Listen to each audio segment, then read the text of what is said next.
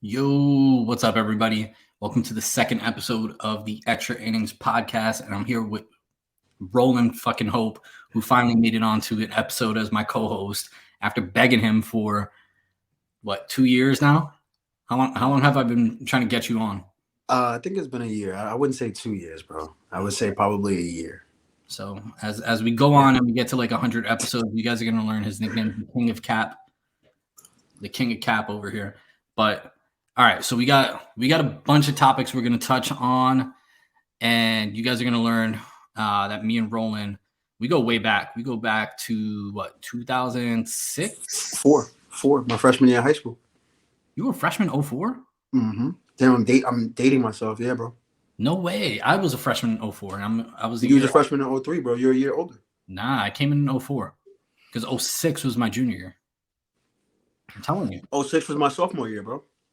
That's what I'm saying. How do you go 04, 05, 06, and you're a sophomore? 05, 04, 05 is the same school year.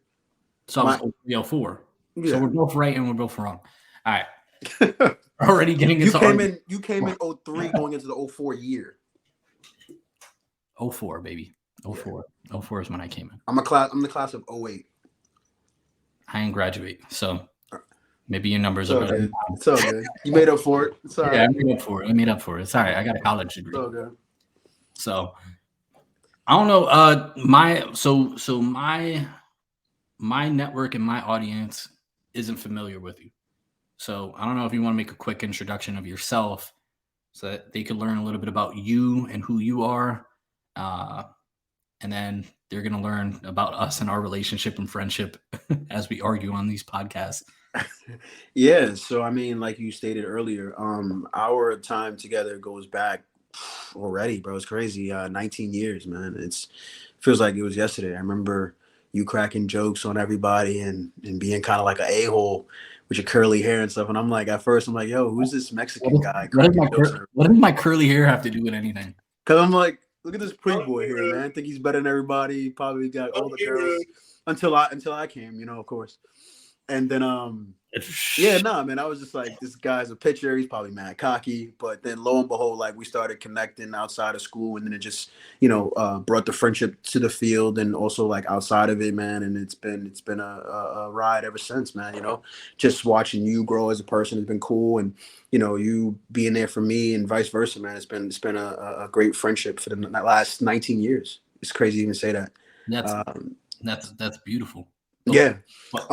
People about you, Roland. So as for me, so we played high school baseball together. He's still talking about us. Yeah. So after high school, we ended up going to Queensborough Community College together. I went there briefly before I transferred to Queens College, finished up my academics there, and then ended up moving to Miami, Florida, where I was for 5 years before continuing my academic studies at Syracuse and FAU. Well, FAU and then Syracuse, and then moving back to New York. And here I am now. Ultimately, right now, I want to give you a little bit of a pat on the back, because you've definitely gone to some great schools. You've been to a bunch of schools, got a bunch of degrees. Tell us about your degrees. What degrees do you have? So my first degree was in my academic background was in education, English language arts. And then when I went to Florida and I was working in corporate America, I was like, I don't know if I want to do this. Maybe I want to get into the classroom. It's something that I always had a passion for, aside from potentially going to law school, which I'm actually working towards now. So working for UPS Corporate, I saw just how cutthroat it was. And I was just like, yeah, this isn't for me. I'm very personable, as you know. I like talking to people. I like building a relationship with people. And that kind of job was just not my kind of cup of tea. So I ended up leaving that and getting into high school English. I taught that for 3 years when I was in Miami. And then I went back to school at FAU to pursue my degree in communications because I always had a passion for sports. I always wanted to be like an analyst, or if not an analyst, go back to school and get my law degree. So everything was kind of like a stepping stone to something else. So I went to FAU, graduated with honors, got accepted into Syracuse, into Newhouse, which is one of the top programs in the country. which is one of the top programs in the country for communications. And during the midst of the pandemic or prior to the pandemic starting, I had several interviews with the New York Mets, um, the Washington Redskins, and Major League Baseball. And they were some great interviews. I made it to the end for several of my interviews, but unfortunately, other young men and women with more experience than myself were able to get those jobs. So my idea or my way of getting into the sports industry was either creating a path for myself with a podcast and showcasing my knowledge, or going the other route, which is something that I've always wanted to do, which is pursue a law degree and work for an organization or represent athletes. Awesome. So to condense all that, he's very intelligent. He's very intelligent, but he's gonna get smoked on the podcast. He's gonna get smoked. Yeah. So, but I wanted you to go through that because, I applaud you for that, because when it comes to schooling and education, you've always excelled in the classroom. And so, even though we're gonna argue a lot and we're gonna have probably some ignorant arguments over here, like, it does not take away from the accomplishments of me and Roland, and Roland's education background, because not at all. He is super, super accomplished in the classroom, and that's what's going to make this show fun too, because he's more of the the statistics guy, the analytics guy. He's gonna give you the education. I think he went viral on TikTok on someone's page doing an interview naming like the 1923 Yankees roster or something stupid like that. But that's the kind of knowledge that Roland has. He can go deep into that kind of stuff, and he's still going to get smoked on the show. So with that being said, let's go into the first topic. Let's do it. First topic of the show. We've got the MLB Spring Breakout Prospect Series. What do you know about it?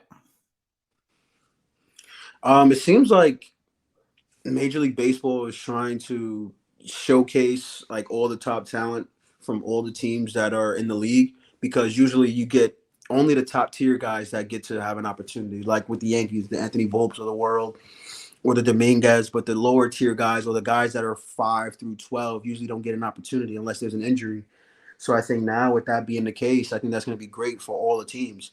And I mean, I have other ideas for another day, but I think it's about time. Like, you got to put these prospects in the forefront and give them an opportunity to show their talent. Because if one team is not going to utilize it, then another team will. I'm a diehard Yankee fan, but I feel like we hoard prospects, and we keep them until they're grown men with three children, with a wife and with a wife and 3 children. Excuse me. And I think if you're not going to utilize these young men and give them an opportunity, then other teams should. So I have 2 thoughts on this. So number one, from a marketing perspective, because obviously I own a marketing agency. From a marketing perspective, I think this is something that's been long overdue. But I think, and we'll save this for another day, but fuck Rob Manfred. He's the worst fucking commissioner in all of sports history. Like any major sports, he's the worst by far. But Rob Manfred should have done this 5 years ago or longer. This is the perfect opportunity to showcase all the talent throughout organizations and have them compete against each other, because that's basically what it is. And I think because of the timing of it, I think this is something that they just randomly threw together because they saw the NBA in-season tournament and how that came together, and the atmosphere that it created, the publicity. I mean, when you start getting into the middle of the season, I mean, most people kind of tune out a little bit, right? Those are in the NBA right now, they're kind of in the dog days. And so for MLB with prospects, I think you're starting to showcase the future talent of MLB to bring in an audience that you otherwise probably wouldn't have brought in. You know what I mean? And so I think there's a lot of things that they could do from a perspective of like showcasing more of these games live on like dude, if I was a GM, there's no way I wouldn't be working with YouTube to launch games on YouTube. Everyone has access to YouTube. Whether it's premium or free, just you're gonna make money off of the streaming, and YouTube has money. And YouTube has the money to pay all these teams to have the games showcased. Like, put the games there, and then also have your paid service on MLB.com. Get rid of all these blackout restrictions. You know what I mean? I can't even watch the Mets when they come. They're in the division in with the Marlins, I never get to see them when they're in Miami, and I don't live in Miami, so it's not like I can just drive 3 hours whenever I want. So that's a different story. Rob Manfred, fuck you. I mean, hey, he keeps getting that contract renewed, so clearly they see something. Well, it's the owners. Yeah, because he doesn't put the owners in check, man. Like you look at what he did with Steve Cohen, immediately started putting those luxury taxes, the Steve Cohen tax, because he's spending, right? Like, and the owners love that shit. They don't want to spend more money. They don't want a guy like Steve Cohen coming in, spending all this money and driving everyone else up. Because if they did care, they'd put a floor. Like that's what MLB needs to do. They need to put a floor, not a ceiling. They don't need a cap, max cap. They need a floor, because you have guys like the Oakland Athletics, and this is the other part of this topic with the Spring Breakout prospect series. There's a lot of really, really interesting names on this prospect ranking list, but I'm curious to see how it's going to play out, because there's some teams on here that don't even have top 100 prospects. So I'm curious to see like, how is this gonna? And what's crazy, this is the wildest part. Who's the worst team in baseball? The Oakland A's. How many prospects do you think they have in the top 100? For a team that's consistently the top 100, I would hope at least 2. 0. Wow. No players in the top 100. So not only are you getting smoked in the majors, but you're getting smoked in AAA, AA, Single A. Like you're putting up losing season after losing season. You're not trading your best players away for any good prospects that are worth anything. Like, this is crazy. I literally just scrolled through it, and I'm like, I don't see the A's anywhere on here. And I thought they'd probably have the most, or at least be up there, because it's not like they're re-signing their best players. I mean, how do you trade away Sean Murphy and not have a top 100 prospect? Like, that's automatic. You got rid of one of the top catchers in the league. This should be non-negotiable. Yeah. That's insane to me. But looking at some of the features that they have, and me, I'm very big on, like I said before, relationships, right? Part of the reason why I left, corporate America and going into education, right? One of the things that stood out to me the most was the fact that now with the teams participating in this prospect event, they're going to allow meet and greets, kind of, or like they call it, they're going to combine the game with in-person autograph sessions and meet the prospect opportunities. This is huge because that's cool. Now, That's cool. I didn't know that. Yeah. So now you have young kids, because this has always been an issue, right? Where they said statistically the average fan of Major League Baseball is a middle-aged 45-year-old white man. Now you have prospects from all different parts of the world, Latin America, guys from the States, wherever, you name it. But the fact that now you can build these relationships with these young men and young women and these fans and grow the game, I think that is one of the biggest parts. Because now someone like yourself, a father of a young boy, you could take him to a game and he can see a top player on his favorite team before he makes it to the league and say, wow, I got to meet him before he turned into this megastar. You know what I'm saying? Like me as a grown man meeting Aaron Judge by coincidence, FaceTiming Aaron Judge, like I was in awe. So I can only imagine how a kid 7, 8, 9 years old with dreams of making it to the big leagues, meeting a prospect from his favorite team, how he would feel. Yeah. That's cool as shit. There's, I think the Mets have done something kind of similar to that. I mean, not necessarily that where it's like autograph sessions and that kind of stuff in the middle of a game, but like they tore out a whole part of their right field fence and they put like an exclusive club right on the fence. So it's like people in the crowd can't see them. And it's just like an all inclusive drinks, food, like Alex and Steve Cohen go in there, they drop in. Like it's not cheap either, but it's like limited to like 30 seats or something per game. And you have to be a member to get in. So they have like really, really close access to players before games and even outfield, like right fielder during the game. So I think more teams need to implement shit like that. I know there's some teams that have like they have seats inside the dugout where fans can sit, which obviously if you have like a rowdy drunk fan, that's obviously not what you want. But like if you have pre-selected fans like kids and stuff, and you put them into these dugouts with players like for let's say the first 3 innings or something, I think that'd be cool. Obviously, you can't have them there the whole game because when players start losing their shit, start throwing shit, talking shit, like it's definitely not what you want. But I agree, man. I think it's going to be good for the game. I just can't wait till they get rid of Rob Manfred. I can't stand him like at all. Shit, and we have a bunch of topics to talk about, but I kind of I still want to talk more about like I want to veer off of this. Dude, Jackson Holliday, number 1 prospect in baseball.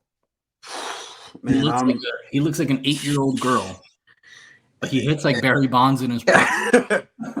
I wish we had some of those in the Yankees farm system that look like him but hit like him. I'd take it. Yeah. So like I said before, like as a Yankee fan, but more importantly as a baseball fan, and always just enjoying the youth, and I'm very big on giving guys an opportunity. So that prospect thing really stood out to me. Now back to Jackson Holliday, with a young talent like that, with a father that's played the game, I always want to see guys like that win and always see them do well and see if they can match up to their dad, if not exceed it. But right now, playing a premier position and being able to hit from he's a lefty, throws righty. He has all the tools, and I'm sure he's going to grow into his body. He's 6 foot, 185. So I'm sure with his dad being with the physique that he has and still has, like I'm sure Jackson is going to be set up for success. And I'm excited, and I'm also scared to see what he's going to become. Yeah. I just hope that he kills against everybody else, but not the Yankees. Nah, he's going to. He's going to wreak havoc in the East. He's going to wreak havoc. Yeah. Like the Orioles sucked for 10, 15 years, but they stacked up on studs, man. You talk about Adley Rutschman. You're talking about Westberg. You're talking about Holidays coming up. He'll be up soon. Mm-hmm. God, who's the third baseman that they have? I can't pronounce his name. Shit. Colton Cowser, Heston Kjerstad. Yeah, that guy. Yeah, he's also an outfielder too. Yeah, him. They have a kid, Kobe Mayo, coming up soon. It's ridiculous, man. Colston Cowser, Holiday, Kjerstad. They have Kobe Mayo. Yeah, he'll be up. Like it's ridiculous. I mean, they already have Rutschman up. They have Grayson Rodriguez up. Like, dude, they've got. Is Yennier Cano's? He didn't get injured, did he? Did he get hurt this year? I'm not sure. I know he was. Oh, you're talking about the reliever? Yeah, Yennier. Yes, he did. Yeah. I know he was dominating, and then out of nowhere, I stopped hearing about him. 72 he did. Games. No, he didn't get. Did he with 72 appearances? If I'm not mistaken, he did get hurt. Damn, and he still had. Wow. Well, whatever the case may be, he was nasty. He's nasty. I mean, the back end of that pen is sick. Unreal.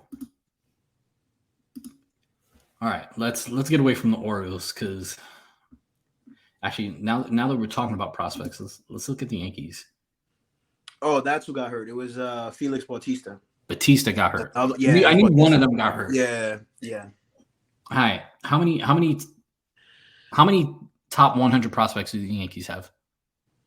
Oof, that's a good question. Don't cheat. No, I'm not gonna cheat. We got Dominguez, obviously. I know that. I would say we got Spencer on there. Spencer's on the list, right? Yep. Well, we just traded with the Padres, so I know they took a few. I know Spencer, Dominguez, Volpe doesn't count because he's in a league now. I guess you can say Oswaldo. Nope, he's not. Nope. Cabrera or Oswald is on there. Neither. Wow. So Yankees have 4 prospects, 2 that are currently on the major league roster, 2 that's why are in Double-A. Okay. We got Spencer Jones ranked at 73. Mm-hmm. Jason Dominguez at 74. Everson Pereira at 75. Pereira, yeah, sorry. and Chase Hampton at 95. Chase Hampton. Okay. You guys have 3 in a row: 73, 74, and 75. Okay. All right. So this is my question for you. Yankees have an outfield, loaded ass outfield. It's ridiculous, man. Right? You got Verdugo, you got Judge, you got Soto. Trent Grisham. Trent Grisham is very underrated, man. I really like Trent. He's not, but he's not going to be starting for you. I'm saying your outfield is Judge, Soto, Verdugo. Yeah. And then on the bench, you have Jason Dominguez and for now Trent Grisham. Yeah. Right? Well, you guys aren't. I can't foresee you guys trading Jason Dominguez. No, that's not happening. It's just I think Verdugo, unfortunately, is going to be, and I like Verdugo. He's going to be a stopgap until Dominguez comes back. Yeah, because I was going to say, like, it's not a given that you're going to have Verdugo long term, and it's not a given that Soto's going to resign. Like, yeah, that's not a given. Nothing is given. But me personally, I just don't see the Yankees making that trade and giving up what we gave up to not offer him. Oh, I'm sure you're going to attempt a blank check. I just don't see. It's going to be a battle. I don't see any benefit to him not hitting free agency. He'd be stupid not to. He'd be stupid not to. As a Yankee fan, I wouldn't blame him if he tested it. Go and get your money. Go get what you deserve. Take care of your family. He's got to, especially after seeing that Shohei contract.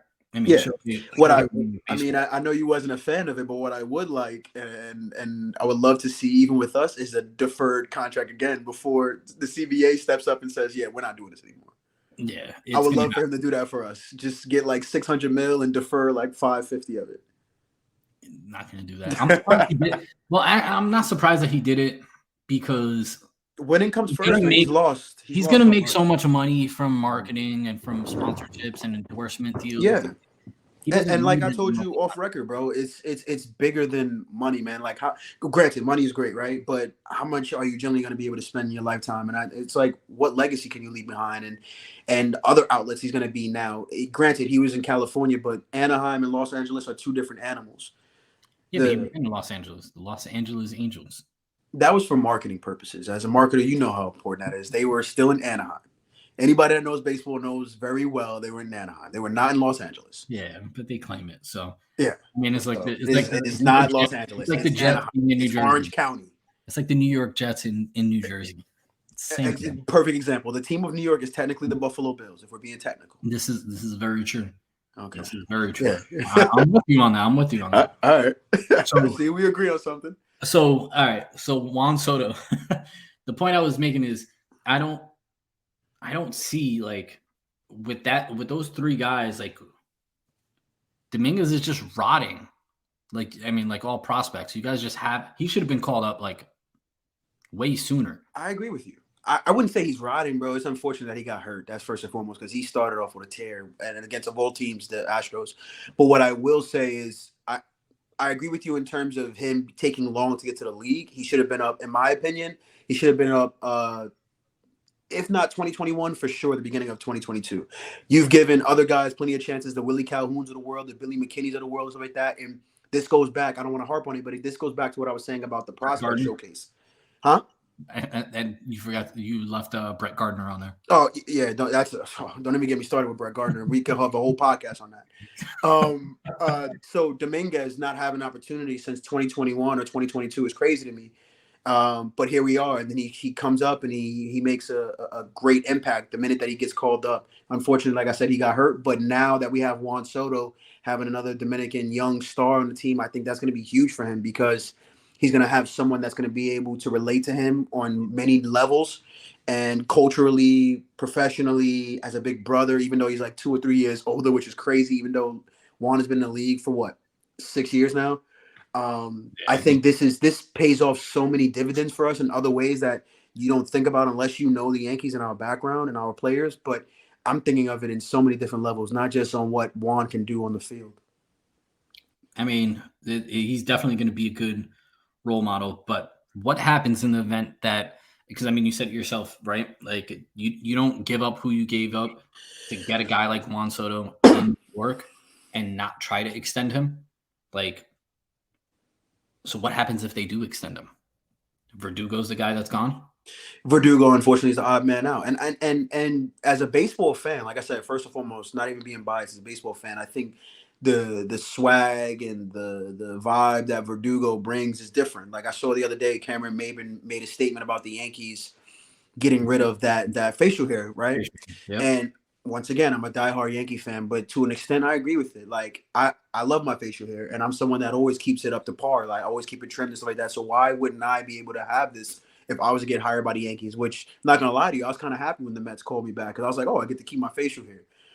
You know what I mean? And it's something little, but it's important for some people. It's just, why should I have to shave my facial hair? That doesn't determine how professional I am or not, right? Yeah. Cano spoke on that when he left to Seattle. He said that was, like that was like something he was really happy now about. I do think I do think that it should be trimmed at all times. Granted, it shouldn't get bushy or it shouldn't get out of order and stuff like that. Why not? It's just tradition, bro. Think of how many guys had beards like that, man. Like Charlie Blackmon's got a big old beard, right? You know what's crazy? What was the catcher from Atlanta that used to have a big ass beard? Brian McCann. Yeah, he looked weird as hell when he became Charlie Blackmon's got one. Beltran. There's so many guys that look super weird. There's a lot of guys that had big old beards, And I think the lack of facial hair makes guys not hit as well. The guys that are used, like Aaron Donald? Josh Donaldson. Josh Donaldson with the beard was Jason Work. Yeah. You know what I mean? So these are guys that I think are just great with beards and facial hair. I don't know if that's really just a thing that really adds to your ability to hit. But like I said before, bro, it's just I think that it's time. Maybe we should be more strict in regards to keeping it like well kept. But no facial hair, I think is extreme. I see guys like Glaber and Judge sometimes when he grows his facial hair, or who's another one? Severino when he was a Yankee, and other guys, Giancarlo. They look different. They still look clean and they keep it clean. Glaber's another main guy. I see him with his facial hair and he looks clean. He looks sharp. So I'm gonna go back a little to the original question. So Verdugo's the odd man out for you, right? Yeah. So what happens if Verdugo is the guy that pops off for a fucking 28 home run season, Gold Glover in right, and just pops off for you guys? Gold Glove, 28 home runs, hits 286. Man. And I've seen some of these lineups that they've been posting online as like having Soto in the 2-hole. It should be Verdugo. Verdugo should be the 2 guy. I would like Volpe, Verdugo, Soto, Judge. Yeah.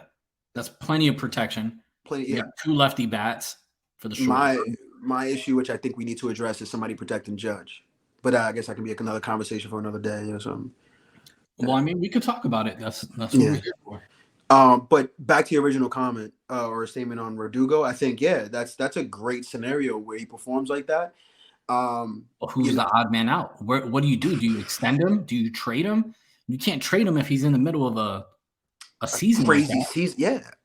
You get rid of Dominguez and just say, fuck it, we're going to roll with these guys, and we got Grisham as number 4. Granted, he didn't pan out the way that I thought he was, considering when we got him, he was hot. But similar to the Andrew Benintendi situation, if he overprices himself in the market, then we just got to cut our ties and cut our losses, and then slide Dominguez in, and then keep Trent Grisham as a platoon guy, through left, center, and right, just in case somebody gets hurt, as a Giancarlo Stanton is known to get hurt. Another thing. Speaking of Giancarlo, who was it that came out to his defense and said that he's going to have a great year? Boone. I saw that. Yeah, it was Boone. No, Mad Dog had asked Boone about that, and he was very adamant about Giancarlo bouncing back. No, but I'm not talking about the bounce back. I'm talking specifically. There was a player that came out and said Giancarlo's going to have a great year. He just needs to get regular playing time in the field so that he could get into a rhythm, because he's a guy who needs to be on the field to get into a rhythm at the plate.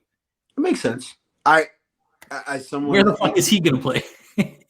Bro, it's a huge problem. Barely move. He's a fucking. I don't even know how to. I don't even know how to describe him. The man is. You know how I feel about Giancarlo Stanton. I think he's a liability. He's a liability. He's the most overrated player in baseball. Yeah, it's unfortunate because I was super excited and anxious for what he was going to be able to provide for us after that 2017 magical year. It hasn't gone anywhere close to what I thought it would be. But quiet is kept. Giancarlo's having a Hall of Fame career. That's one thing that I think we kind of overlook, which is crazy to me. So it's just It's sad top when you heavy. look at It's a top heavy career. yeah. It's sad when you look at it. When you look at just you remove his name and you look at the numbers, you're like, that's a surefire Hall of Famer or borderline Hall of Famer. Borderline, right? 400 plus home runs.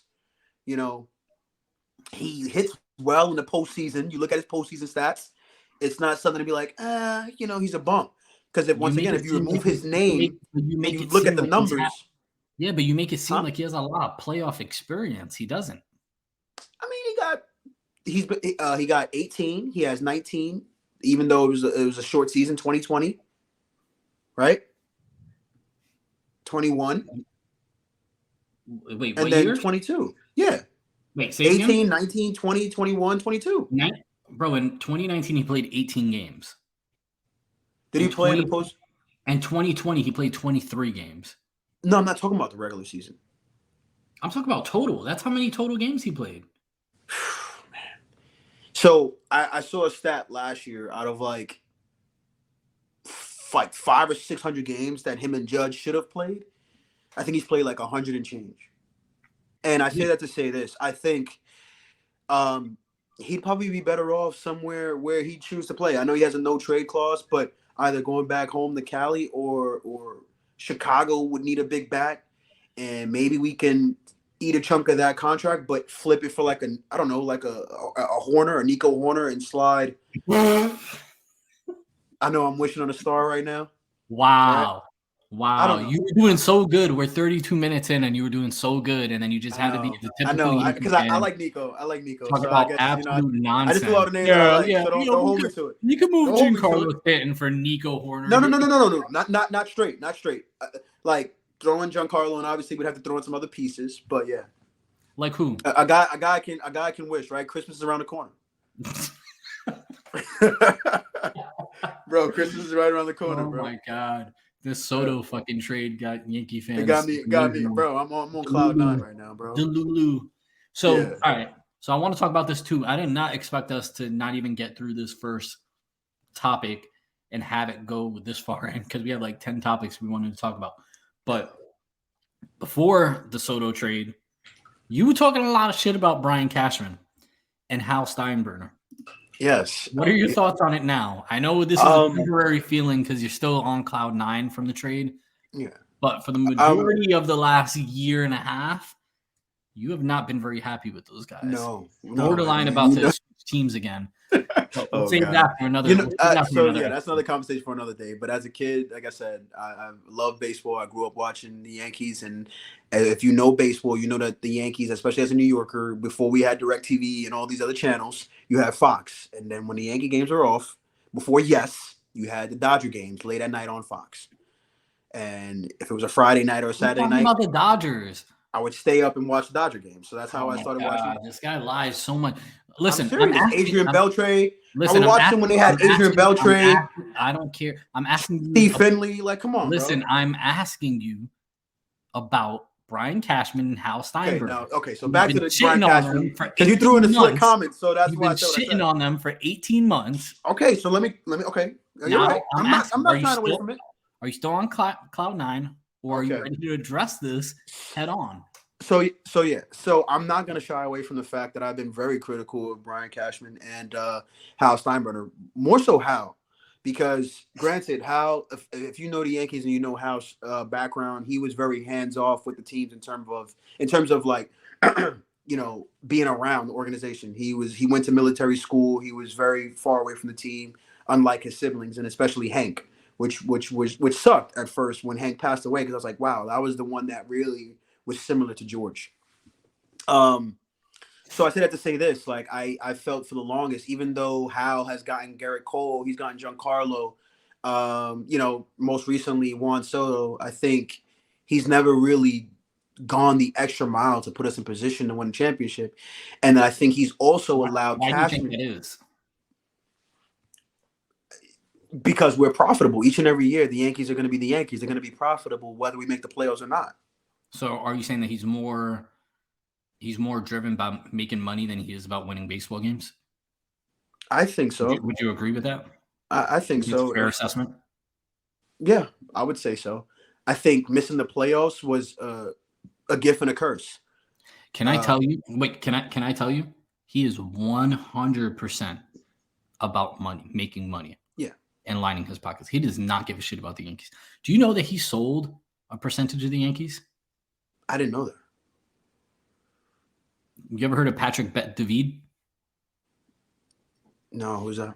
Valuetainment. He's this. He used to own an insurance company, a life insurance company. He's founded it, sold it for hundreds of millions of dollars. Started up Valuetainment. So like the famous like Kobe Bryant interview where he's sitting on a stage. That's what Patrick David. Oh, okay. So he sold it to him, and Patrick is probably my favorite. He had one of my favorite interviews with Kobe. Yeah. Wow. He's probably my favorite author, but at the same time, and I'm going to make a prediction on this, even though it's a baseball podcast. Technically, he's one of the owners of the Yankees now. He sold some ownership to him and a group of other people. Hal did, but Wow. so Patrick David is. I mean, it's probably like 1%. Like it's probably not I'll take it. He definitely has no voting rights. Yeah.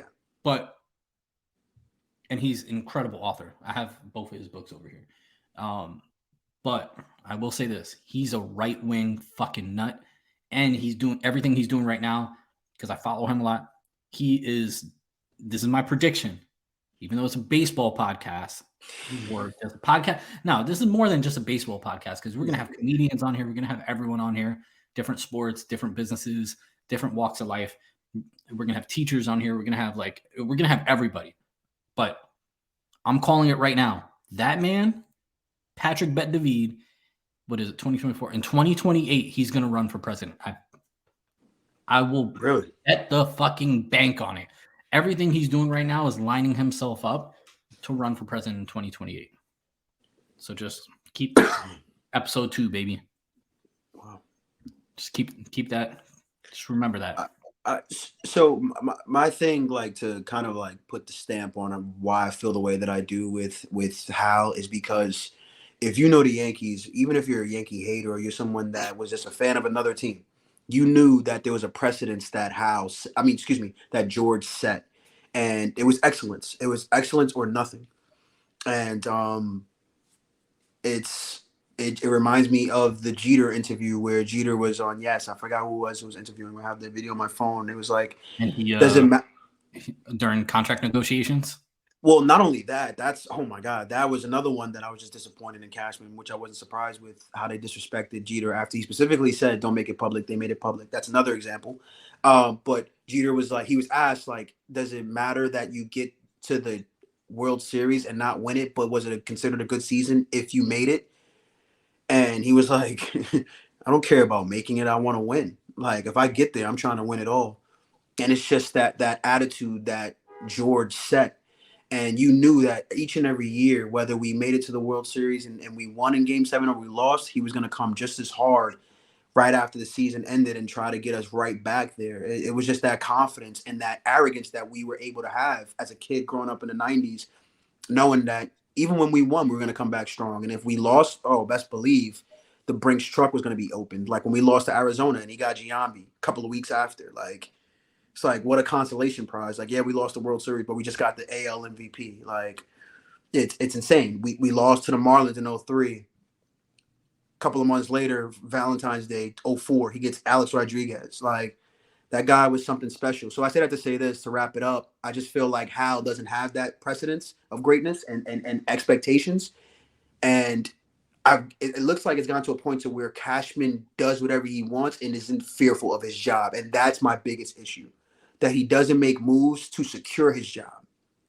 He does just enough to get us to the playoffs, and I don't like that. So I'm gonna play devil's advocate here, which I never come to the defense of the Yankees under any circumstance, unless it's a situation like this. So I'm gonna come to his defense a little bit because there's and I think I make some valid points, and you can argue with me on it or not. I don't care. Number one, I'm sorry. Who are you playing contrarian or devil's advocate for? For Hal. For Hal, okay. Yeah. And Brian Cashman too. Which that's another one. But I find it difficult to believe that he hasn't set that precedence when two main things. Number one, ever since the last cable deal, the Yankees used to be the only team with $100 million payroll for 100 fucking years. They had double the payroll of everyone else in baseball. That's where he shined. He spent more money than anyone else to make his team great. And that's why they were such an incredible franchise, because he put all his money into his team when other teams weren't. So you guys had an advantage for a very, very long time where you always had the highest payroll, right? But once that last cable deal came in and every team started getting money, and you got the Tampa Bay Rays putting out $100 million contracts, they have $100 million contract. Wander. They've got one. Yeah. They've got one. So every team has money now from these cable deals. So it's a much level playing field than it was in the 90s and even in the early 2000s. So it's a different generation of baseball that the Yankees under Hal Steinbrenner are playing against. That's number one. Number two, it's very difficult to say that he's not investing into the team when for that entire span up until Steve Cohen, the Yankees have always had the highest payroll in baseball. Well, two things that I wanted to counter argue that you made a statement on. One of them was for Hal was yes, other teams' revenue has gone up significantly. But the difference is you still have the handful of teams that are spending big money, a la the Dodgers, Red Sox, sometimes Cubs, Giants, Yankees. Yeah, but back then you had teams like the Rays, you had teams like the A's with 25, 30, $40 million payrolls. And the Yankees are spending 120, 150 million. It's not the same. True, but to an extent, I mean, at the end of the day, you still have owners that have a lot of money. The Walmart family, the Walton family that owns the Royals are worth billions of dollars. They have the same amount of wealth, if not more, to invest in the Royals. They just choose not to. That's one. And second of all, they don't get that money back on immediately. So I think what the problem is with a lot of owners that you're seeing is the reluctance to spend money because they're not getting their dollars back immediately. Whereas with the Mets, the Dodgers, the Giants, the Cubs of the world, the Red Sox of the world, if I open a checkbook for a $600 million player like an Ohtani, 2 days later, I get record jersey sales. Juan Soto, I can only imagine what his jersey sales are going to be. Not Ohtani-esque, but they're going to be crazy when the gear starts coming in. So I said to say this, a lot of owners have the pockets to spend, like the Walton family, who are some of the most richest people in the world. Does not own choose not to.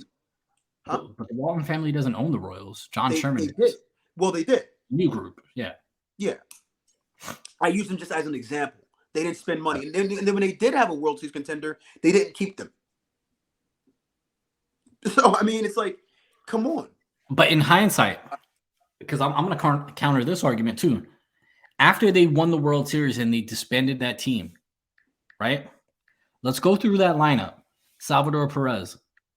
What happened to him after the World Series? He had an MVP caliber year. He had one incredible year after the World Series, which was, 8 years ago? Yeah. Okay. He's had one good year after that. Well, and then he's been injured, and he's been a slightly above average DH who's never going to leave Kansas City. Eric Hosmer, first base. What has he turned into? A bum. Yeah. Who was their second baseman? Don't even remember. Yeah, I don't remember who the second baseman was. Probably. And the shortstop was Alcides. What was his name? Whit Merrifield. Was it Merrifield? No, I don't think Whit was there during the World Series years. During the championship team. But he's. I know Moustakas was the third baseman. Who was the second baseman? I'm pretty sure That's it was a good question. It was probably Merrifield. We could Google it, but okay. So I mean that proves the point. We don't even know who it is, right? Who's their short? Alcides Escobar. What happened to him after the World Series? Bum. Was it Ben Zobrist? Maybe. Yes, it was Zobrist.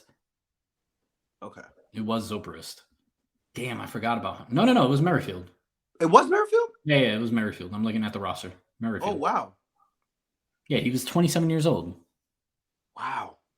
I know he came up late, but like, yeah. Alcides Escobar, second baseman, right? What happened to him after that? Or shortstop, excuse me. Yeah. Absolute bum. Mm-hmm. Third base. But yeah, what happened to him after the World Series? Bum. A lot of guys fell off, with the exception of Alex Gordon. With the exception of Alex Gordon and Salvador. Bro, Lorenzo Cain, he's been just like he's been okay. Kendrys Morales, like, come on, bro. There was a lot of scrappy guys on that team. Bro, they were just a bunch of guys who caught fire. They caught fire at the end. That's all it was. Bro, they had Dylan G on their team. Dylan G was on their roster. Do you remember Dylan G? I do. I'm a Mets fan. He was in our rotation forever. Bro, Edison Volquez. Bro, that was the last time he was ever good. Do you remember him in that World Series? He was throwing Ched, moving like 15 inches on his sinker. Nuts.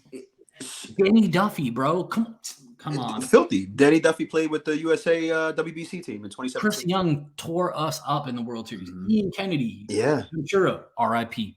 Yeah. Bro, they had solid pitching. It was really the pitching, really. Bro, and timely hitting. Bro, Jason Vargas, Reed Davis. I mean, the point that I'm making is that even though they disbanded, they made the right move disbanding those guys because they all fucking sucked after that. It's hard to say, oh, you didn't keep your guys after you just won a World Series, and then you look at their roster and you're like, none of those guys were actually good.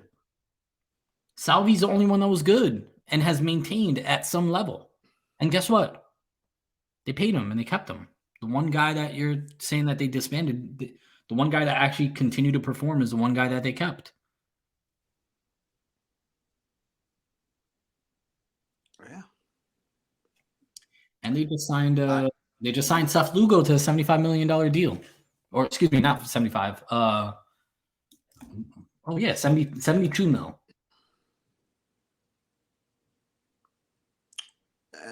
So they're spending some money. The new owner. Well, yeah. I mean, it's after a while, it's like, and maybe some people would frown upon this, but I would even go as far as to say that there should be a limit in terms of what the owners are allowed to not spend. So they should have to spend a certain amount to keep their clubs competitive. A floor. It's very frustrating. It's very frustrating as a fan, and I'm like I said, I'm a fan first. To not see teams have consistent, at bats and free agency, or try to bring players to other cities. Like Miami is a hot spot, but yet they don't spend the money. And I'm a firm believer that if you build it, they will come. I know they tried it one time with Jose Reyes and Hanley. And they even tried to throw the money at Pujols, but Pujols declined to go to Anaheim, which to this day I don't know why he did that. In hindsight, better than going to Miami. Yeah, true. Miami doesn't pull any fans, man. Yeah, like that's the thing about Florida sports. The fan base in baseball sucks. Yeah, Rays have horrible fan attendance. The Marlins have horrible fan. It's unfortunate. It's super unfortunate because they have really good organizations. Mm-hmm. I think what they need to do is just condense it into one team and move them to Orlando. You know what I mean? Where at least people who are visiting will go watch games. I would move to Orlando immediately. They put a baseball. I mean, it's a vacation spot. You're always going to have people there, and they're always going to look for things to do. Mm-hmm. Why not move them to Orlando? But this is you're already putting a team in Vegas. Might as well. But we're gonna get off this topic because we had like 20 topics. We're definitely not getting through them. We're already 50 minutes in. Yeah. But we got to talk about this piece of shit, Shohei Ohtani. Okay. There's some news. Wait. So I was making a face because there's news that just came out on his contract. Yeah. So I mean, obviously everyone knows 700 million, 10 years, 680 is deferred, 10 years out. So he's gonna be getting paid $2 million a year for the next 10 years. Mm-hmm. the tax hit is still $46 million, so it's not like he's getting. It's not like it's saving a significant amount for the Dodgers overall, but it's still saving them fucking $15 million. You know, I mean, it's saving them $15 million. It's still good enough, like tax threshold savings that he's doing. And obviously, he already had a huge deal with the Angels, so it's not like he doesn't have money. It's not like he's not short on money and endorsements. Yeah, he's not short on New money. Balance. He's all right. New Balance. He's okay. You know he's making money in Japan. You know his endorsements, sponsorships, and I'm sure MLB's giving him a huge cut of anything they're making off marketing. Future commercial deals, I'm sure. He's making his money, which is why he did it, right? I thought he was going to end up somewhere else, but literally, yeah. I honestly, I thought for sure that he was going to end up in Toronto or Seattle because he lives in Seattle. And Seattle didn't even make a play at him, which surprised me. Which is very unfortunate, and that's what I mean. Very unfortunate because they have a good team around them, but good young core. Yeah, you got just make some questionable moves. You know, a lot of questionable. You trade Kalenic to the Braves. Suarez. You trade Suarez. You're letting Teoscar go. You have Julio Rodriguez. You guys have. You just gave him $214 million. You have. What's his name? You have the pitcher Wu. You have Logan Gilbert. You have Mitchell. They had Marco Gonzalez. They had him. They had Marco Gonzalez. They have. Oh, who's the dude that won the Cy Young that they signed? The lefty. Their ace. Recently? No, like 2 years ago. He's their ace. He's the lefty. He grunts every time he pitches. I don't know why I'm drawing a blank right now. Why am I drawing a blank right now as well? Oh, and they got George Kirby. Kirby's solid, even though he said some Luis questionable. Castillo. Yeah, Castillo, yeah. Bryce Miller, Robbie Ray. That's who it is. Robbie Ray, yeah. Bro, they got a good rotation. Yeah. Luis Castillo, Logan Gilbert, George Kirby. Robbie Ray. That's a solid three in the postseason. And then you got Munoz. You got Munoz. They got Brian Wu. That's who they got a very solid team, bro. Which is why I'm like I was baffled why you wouldn't add to that. You guys were on the brink of possibly eliminating the Astros last year in 2022 playoffs. Like, why would you start disbanding? And you just gave Julio $214 million. Yeah, Cal Rally's obviously a super solid. I love Ty France. They have Seby Zavala, who's excellent defensively as a backup. Yeah, Ty France. Like, dude, Julio hit 275, 32, 102 runs scored, 103 RBIs, and damn near 40 stolen bases, and you guys don't help him? Like, I can understand if they trade Kalenic and they tried moving Suarez so that they can open up space to go after. Like, at least make an attempt. Like, here's the thing, too. Like, and you agree with this. Like, dude, you're going to make your money back no matter what you pay Ohtani. You're going to make that money back just from marketing and ticket sales and jersey sales. You're going to make all that money back and then some. And I'm not trying to tell billionaires what to do with their money because clearly you're a billionaire because you know how to save money and invest it, right? But with baseball and sports, here's the thing. But the Mariners aren't owned by a billionaire. They're owned by a corporate company. No, I'm just saying in general. I'm speaking like in general. But I'm saying even more so, the Mariners are backed by corporations. They're owned by corporations. So they have even more money to play with than most billionaires. They could, and if they don't have the money, they could go to a bank and go get a loan. Like, you're about to sign the most marketable player on the earth right now, the hottest player on earth. Yeah, we'll give you the money with a Japanese, a core fan base, and yeah, dude, the Asian market geographically is set up perfectly, right next to Japan. He already lives there. I don't understand it, man, and that's where my frustration comes in with baseball, and you started to see it leave with basketball now. Like you have the Milwaukee Bucks of the world giving Giannis $2+ $100 million, and you got other teams able to because of the TV money deals, right? But back to baseball. When you spend the money, man, when you build it, I firmly believe they will come. When you spend the money, the fans are going to show up. Like you said, unless you're the Marlins. Yeah, unless you're the Marlins. They're they're just a rule to the exception. But yeah, like how you said earlier, was I mad still, or was I happy with Brian Cashman and how? Yeah, this was like a nice little pick me up to get Juan, but I still want more. Maybe that's the greedy Yankee fan in me. Well, I mean, I agree that you guys need more. Like Soto is not the issue that you guys needed. He's a Band-Aid over a massive cut. He's not even a Band-Aid. I mean, you guys didn't need him. Like Verdugo was a good enough pickup for you guys. You don't need him. You need starting pitching. Bro, yes, we do. But also, in our defense, you can't sit here and say you guys need more offense. Like, I mean, every team can always use more offense, but you didn't. As a Yankee fan, I can go out on a limb and say this is arguably one of the worst offenses I've seen in my entire life, bro. And I've seen the Yankees of 2013 and 2014, and this was neck and neck. We finished like 29th in the league in offense and batting average, next to Oakland A's, soon to be Vegas A's. We were that bad. Like, come on, man.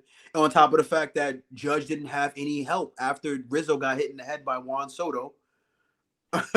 So he had his concussion, and he was never the same after that. Rizzo was on pace to have arguably a 40 home run season. Hold on, we're gonna do the we're gonna look at this right now. So, all right, in runs scored, like, you're gonna give me PTSD right now, man. Yeah, you guys are in the bottom 5. Yeah, that's exactly my point. That's bad. Damn, I had to witness Willie McKinley and Billy McKinney, and Willie Calhoun as my outfielders. Come on, man. Yeah, that's rough. I didn't realize it was that bad. I take back what I said.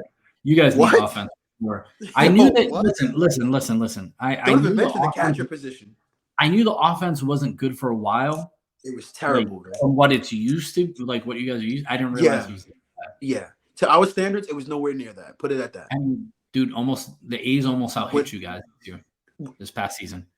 You guys only had 20 more hits than them. And you call me crazy, but I still think we need more. Because I think now more than ever, man. I mean, on home runs, home runs, you guys are top 10 in baseball.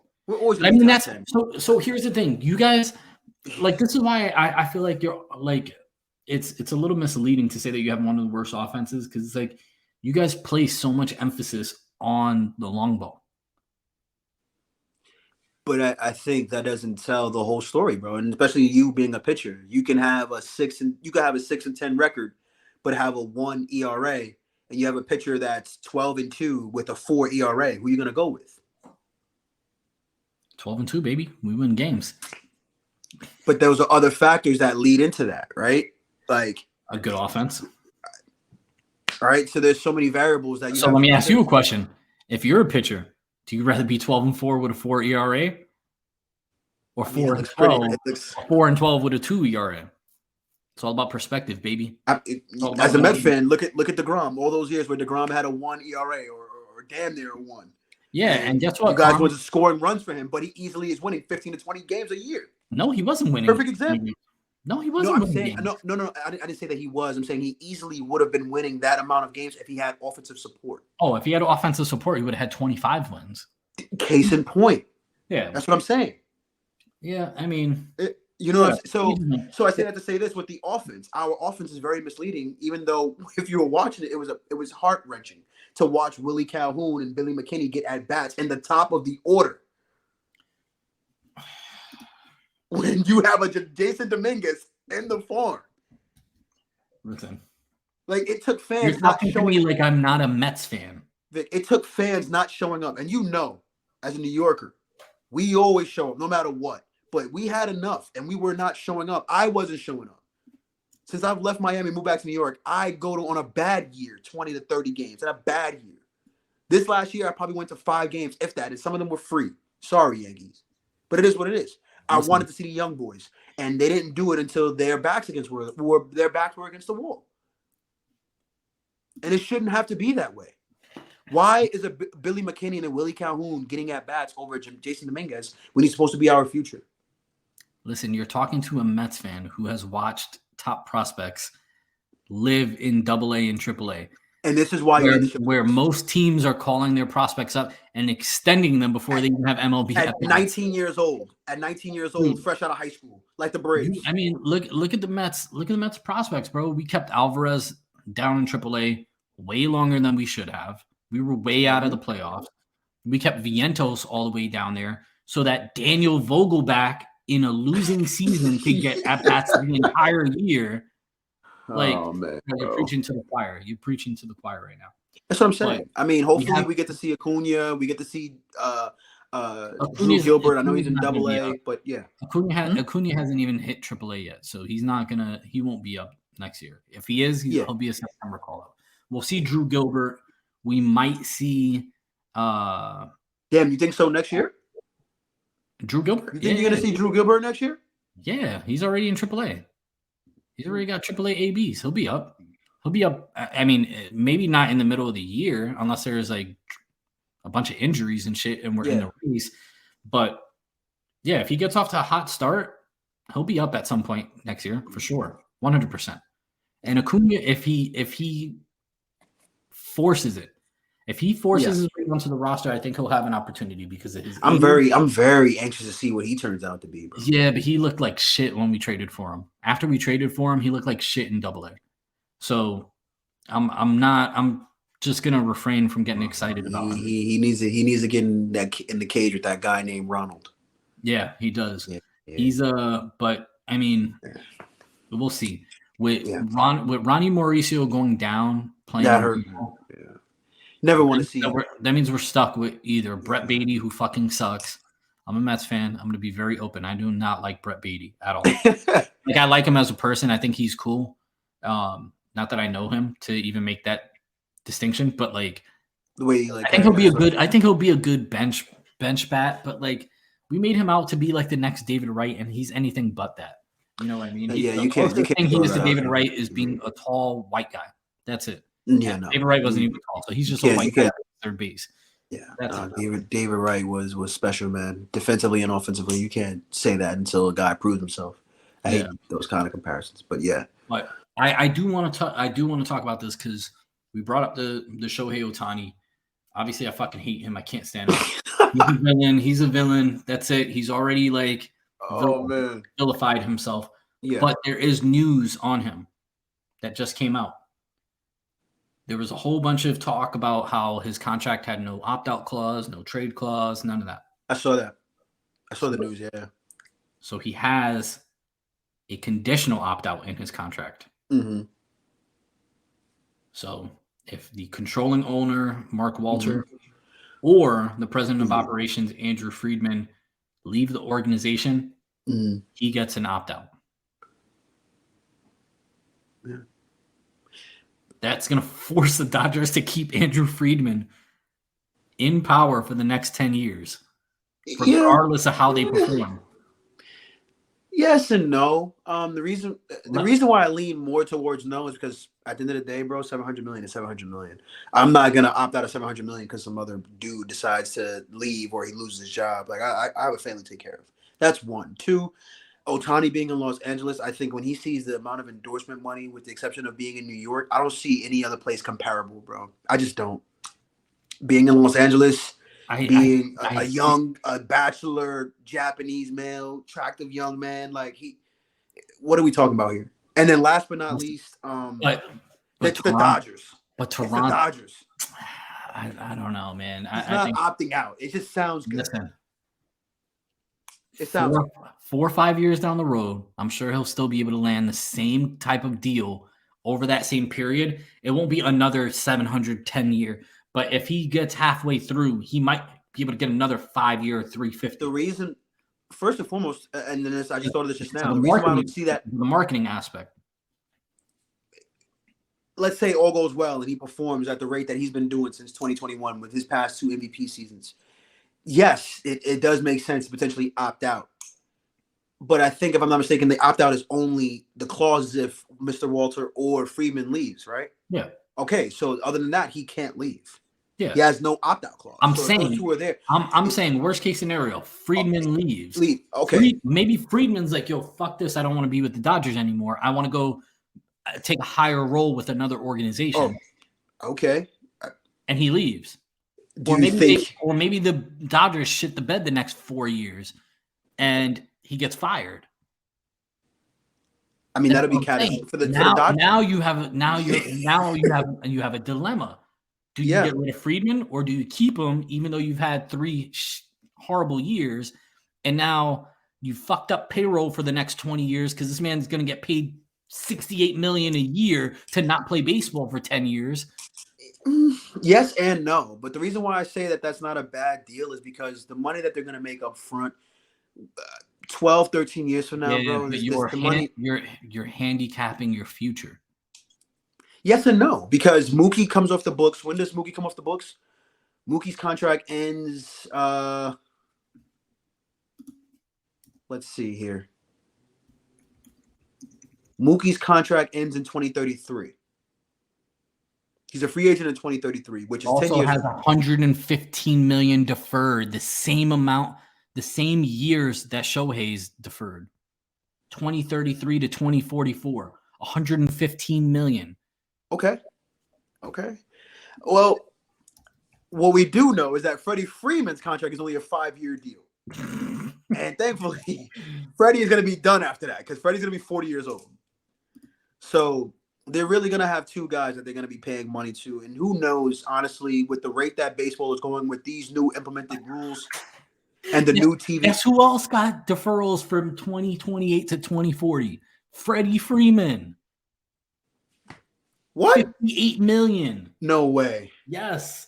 Bro, Andrew Friedman is going to bankrupt the Dodgers from 2030 to 2040. All these damn deferred contracts. He's trying to win now, and he's bankrupting the organization 10 years from now. The Dodgers are going to be the Oakland A's in 2030 to 2040. No, Vic. I'm looking at it right now. Mookie's contract gradually goes up every year.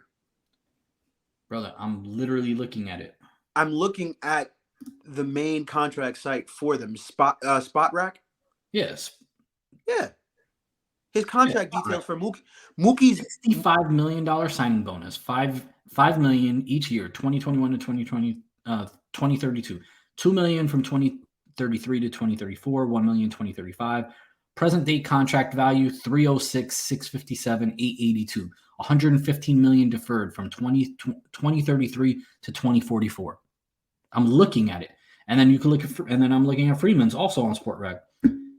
Freddie Freeman signed a 6-year, $162 million deal. Oh my God, yeah, with the Dodgers, including $162 guaranteed, an annual salary of $27 million. In 2024, he'll earn a base salary of $27, carrying a total of $27 million. Oh while Freeman is set to receive $57 million from 2028 to 2040. Yeah, he has $150 million. That organization. Freeman's bankrupting the organization. He's trying to be smart now. Think about it. Like, how many teams can really afford to pay 3 MVPs? Like, wow. I mean, honestly, man, like, when you're the Dodgers, the Yankees, Red Sox, you're going to have just the loyal fan base alone that's going to get you the money. You're not even talking about the fans from all across the world, where when the Dodgers show up, Yankees show up. Roland, you're talking about just producing money. You're talking about generating revenue. Yes, those organizations can generate revenue. The Red Sox are always going to generate revenue. The Yankees, the Mets, the Dodgers, like, these teams are going to generate revenue. What you're not thinking about is when the next CBA comes in and they start implementing a salary cap and salary floor. That's a possibility. And if that happens, the Dodgers are fucked. The reason why I don't think you can implement a salary cap is because those other teams don't make the same money that those big juggernauts do. With baseball, you have to keep the revenue sharing format. You have to. Yeah, but you can still compensate players and have it spread with a rev share. I don't know. I just don't see the salary cap working in baseball. I just don't, bro. I don't see $700 million contracts working. And the reason across baseball, I don't the see reason setting. Correct me if I'm wrong, standard. right? You're more of the business mathematical guy, right? I'm more of like analytics and more of like personnel. My train of thought. TV wise. So when you get these TV deals and whatnot, like the NBA, TV deals are done. So the TV deals perfect are example gone. when it comes the to contracts are those cable deals are gone. No one watches TV anymore. Okay, but that's my point. So with the NBA and with football, right, or soccer for that matter, you have these sports, even though they're team sports, you have the superstars, the guys that stand out. With baseball, they don't market these guys well. Because with the exception of because they stand to make no money off of them because they don't own the rights to cable. But so I'm gonna hold on, because if MLB is smart, if Rob Manfred gets the fucking boot like he deserves, and you bring in a fucking intelligent, capable person to run that organization like a business, the way what's this guy from the NBA commissioner? Adam Silver. Adam Silver. Yes, I don't know why I kept thinking Sterling. Adam Silver. David Stern. Yeah, he passed. No, I was thinking of Sterling Silver. Oh, Sterling Silver. Yeah, Adam Silver. Adam Silver is amazing. He's like one of the best fucking... Very forward thinking. Yes, very forward thinking. Even though I hate super teams, he's allowed it to happen. But he's very forward thinking. By the way, I think that's ending soon as well. But that's another conversation. But when you look at what they've done in terms of like actually going out and marketing players, he's top of the fucking food chain with like getting players to be marketed and making their money off of that. Even simple shit. They were the first people like making the entrance into the stadium a fucking fashion show. You know what I mean? Yeah. Putting these now every other league is doing it. Not every league is doing it, including baseball. But what I'm saying is, if MLB was smart, what they would do is they would take 100% rights to all streaming. Every game would go through MLB.com, and then you would sell off the marquee games to streaming services that are larger than MLB.com. You following me? Yeah. No, I'm just writing down. Oh, you got Yankees versus Red Sox. You got Yankees versus Mets. You got fucking Dodgers versus Red Sox, like whatever the case may be. Boom. Guess what? You fucking throw them on fucking YouTube, and like YouTube pay you a shit ton of money to bring eyes onto YouTube and bring hundreds of millions of viewers onto a fucking regular season game between two teams that you would have never gotten otherwise. And then you keep all regular season games with no blackout restrictions on MLB.com. Guess what? You own MLB.com. You own MLB. Why are you blacking it out? Keep your own money. But that's politics, right? Like the blackouts is because you want CBS or you want Yes to get their. Well, I get the blackouts. The problem is that the money, you can easily make that just moving all that money to your own streaming platform. The reason why they did it is because people were still watching TV at that time. And when you have all these channels throwing you hundreds of millions of dollars and billions of dollars, depending on how long the TV deal is, it's like, oh, cool. You're just going to give us money. We'll take it. But screw them over in a big way because now it's not accessible because people don't fucking watch TV. No one has cable. It's very rare people have cable. Most of them stream. Most people stream. Yeah. And guess what? Roku. Yeah. It's difficult. Like now we're at a point where people don't want to have to pay for every streaming service. Like when MLB puts fucking games on Apple TV. I'm not doing that. No one has Apple TV. Why the fuck are you? Now I have to go pay Apple TV $20 to go fucking watch one game every month. Like it's stupid, and then I have to listen to the worst fucking commentators on earth on Apple TV that have no idea what they're talking about.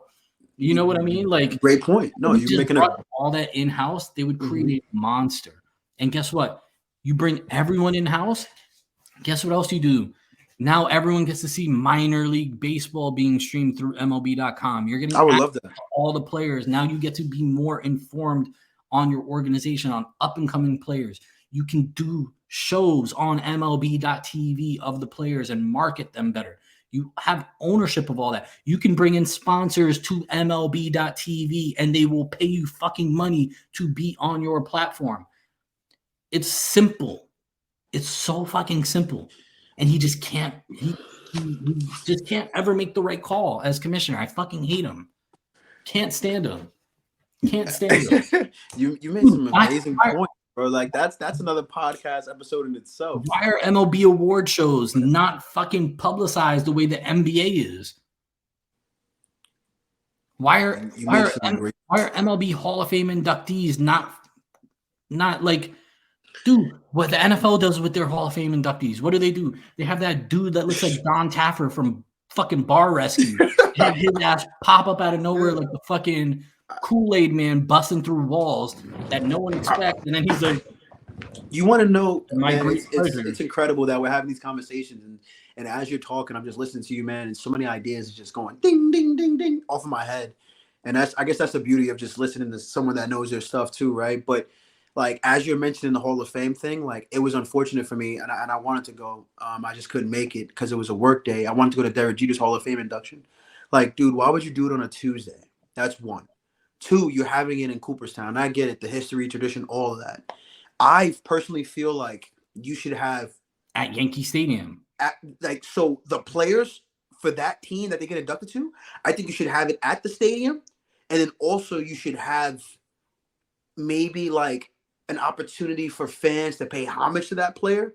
Like a last, like you know how the NBA gives players their flowers and they, what do you call it?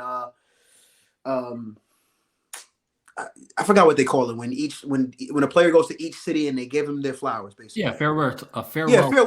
A farewell tour. Yeah. I think that Major League Baseball should come up with a way for us to celebrate these Hall of Famers in a big city, whether it's Los Angeles or New York City, and allow people to make it like a whole weekend thing where you can have a dinner where fans can pay to enjoy this kind of thing. You have it at like an MSG or Barclays, and fans can interact with Hall of Famers, other past Hall of Famers, and make it interactive to where people can see their all-time greats and be able to have a conversation with them. And you could see a Pedro, I could see an A-Rod, I could see a Derek Jeter, and just keep the game thriving and keep that love and that passion going. And I don't know, man, I just have so many ideas that I think Major League Baseball should be thinking about, bro. And you harped on it with some of the things that you said.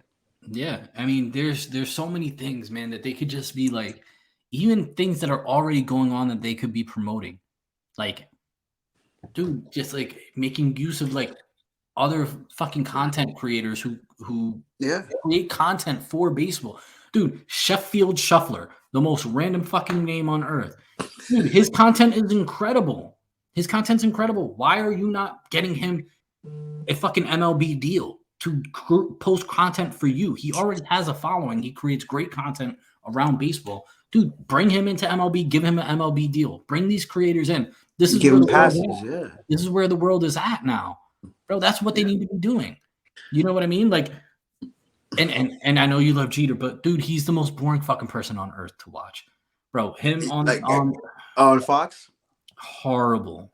He needs to. But that's my point. Where I wouldn't care to watch him on Fox. Well, I'm still gonna watch because I love Jeter. But I wouldn't be so hell bent on having to watch him on Fox and get my fix on seeing him if I was able to see a Derek Jeter at like a Yankees gala or function or something, like for season ticket holders or longtime fans, to where like I said before, I keep using that motto: if you build it, they will come. Like, if you give me an opportunity to spend some money, even if it's a couple of $100 to meet my favorite players of all time and have a dinner or whatever the case may be, I'm gonna spend that. And if I have kids or I have sons, I'm gonna take them with me. So it wouldn't take much for the Yankees to just like rent out the Barclays for a day. It wouldn't. And I mean, you wouldn't have like Derek Jeter would never agree to have a lunch with random fans. Of course not. But I'm throwing out random ideas. You could definitely throw an event where you're celebrating him in the Barclays Center and selling out the arena and meet and greet, photos. It's just something little like that, man. Like, when I was living in Miami, I went to Derek Jeter's and the Marlins State of the Union, where they tell season ticket holders what they plan to do for the upcoming season. And just sitting there, man, just watching him talk and stuff like that, I was just like, man, like, I watched him so many years at the stadium, and only one time I sat behind the dugout and I got to see him arm's distance. But I'm just like, yo, here I am, and he's sitting right in front of me. And it's like teams don't know just how important that would be for a young boy coming up, wanting to play baseball, to meet his favorite player and shake his hand and have a conversation with him. Like me meeting Don Mattingly, who I didn't get to see much as a kid because he retired before the dynasty. Just shaking his hand and having a conversation with him as a grown man, bro, that meant everything to me. So it's like, imagine how I would feel for a little kid. I'm just thinking of that little kid in me. And because now, so more than ever, the thought just came in my head, you have these freaking, and I don't like it, but you don't have the ability to talk to players anymore. You don't have the ability to get autographs and have a one-on-one personal conversation with them because you have these damn nets on the left and the right side of the field. Forgot So about now, that. as someone that, in the future, I want to be a dad, or you as a dad, you take your kid to the game, you feel like an animal in the cage. Not saying that that's how people feel, but you're blocked off from these players, and you don't have that personal connection and being able to bond with them before a game like how you used to. Yeah. Yeah. No, That's huge. and That's that a huge aspect that and they've taken away. yeah, and that's one of the best parts of professional baseball, man. Like, dude, before a game, hanging out with kids, signing autographs, like for me personally, that was one of my favorite parts, like, of being a professional athlete, was before the game, meeting the fans, taking pictures with them, signing autographs. Because Like, you were once that kid, man. yeah. And and it was nice, man. Like, even during games, interacting with fans, like, it's fun. You get to trash talk them, like, Yeah. play around with them. Like, it's fun stuff, man. And I agree, man. It's there's a lot of little things that can be fixed in baseball. And it's like, dude, Manfred's head's so far up his ass, man. Like, he's so worried about fucking robot umpires. Like, we don't need robot umpires. Part of the game, what makes baseball so special is the human error. Aspect, yeah. Yeah. What makes baseball so special is that there's no fucking time clock. We don't need a pitch clock. It's never over until the game's 30 minutes, 20 minutes shorter. But guess what? Now people in the 7th inning, when you stop feeding them beers and all that shit, now it has to be the 5th inning, because you leave in the 3rd inning, you go to get a beer, you wait online, you go to take a piss, you come back, and now it's the 8th inning, and you're not even allowed to get another beer after that. You know what I mean? Like, it's so stupid. Yeah. It's stupid. Like, several Yankee games, several Yankee games, I've left my seat in like the 2nd inning. I've gone back and it's like the 5th inning because it's taking so long to get the food and stuff like that. It's like, geez, man, it's taking and that's another thing that there's so many things that they can do better. You can open it. My opinion, I feel like for fans that are going to the concessions, buying jerseys or food, I feel like you should open it up at least an hour before the game, because that gives me enough time to, especially if I have kids. You eliminate the potential of someone getting hurt, spilling food, et cetera, et cetera. Like, I'm able to take my time. I'm able to walk around the stadium. I'm able to enjoy the aura, especially of a ballpark like Citi Field, which is a phenomenal ballpark, a baseball ballpark, right? You don't have that if you're opening the doors right before game time, man. Like, it's like there's a lot of things that just need to be tweaked, in my opinion. And also just going back to, like I said before, just allowing fans to be able to go to the stadium and watch BP. Like, the Yankees don't allow their fans to do that. And that's a travesty, bro, because it's like, this is an all-time organization, all-time great organization. And I can't see Judge hit home runs because you want to keep that all from the fans. Like, it's crazy to me. Yeah. And baseball used to be like an all-day experience where, like, you can go to the field super, super fucking early and go not shag fly balls, but like go to the outfield and get to the outfield, go hang out in the bleachers and grab some home runs and walk away with some baseballs. Talk to players while they're out there. You know what I mean? Like, the early bird was the one that got to meet everyone and got to talk to people. You know, that was big in the 90s. That shit doesn't happen anymore.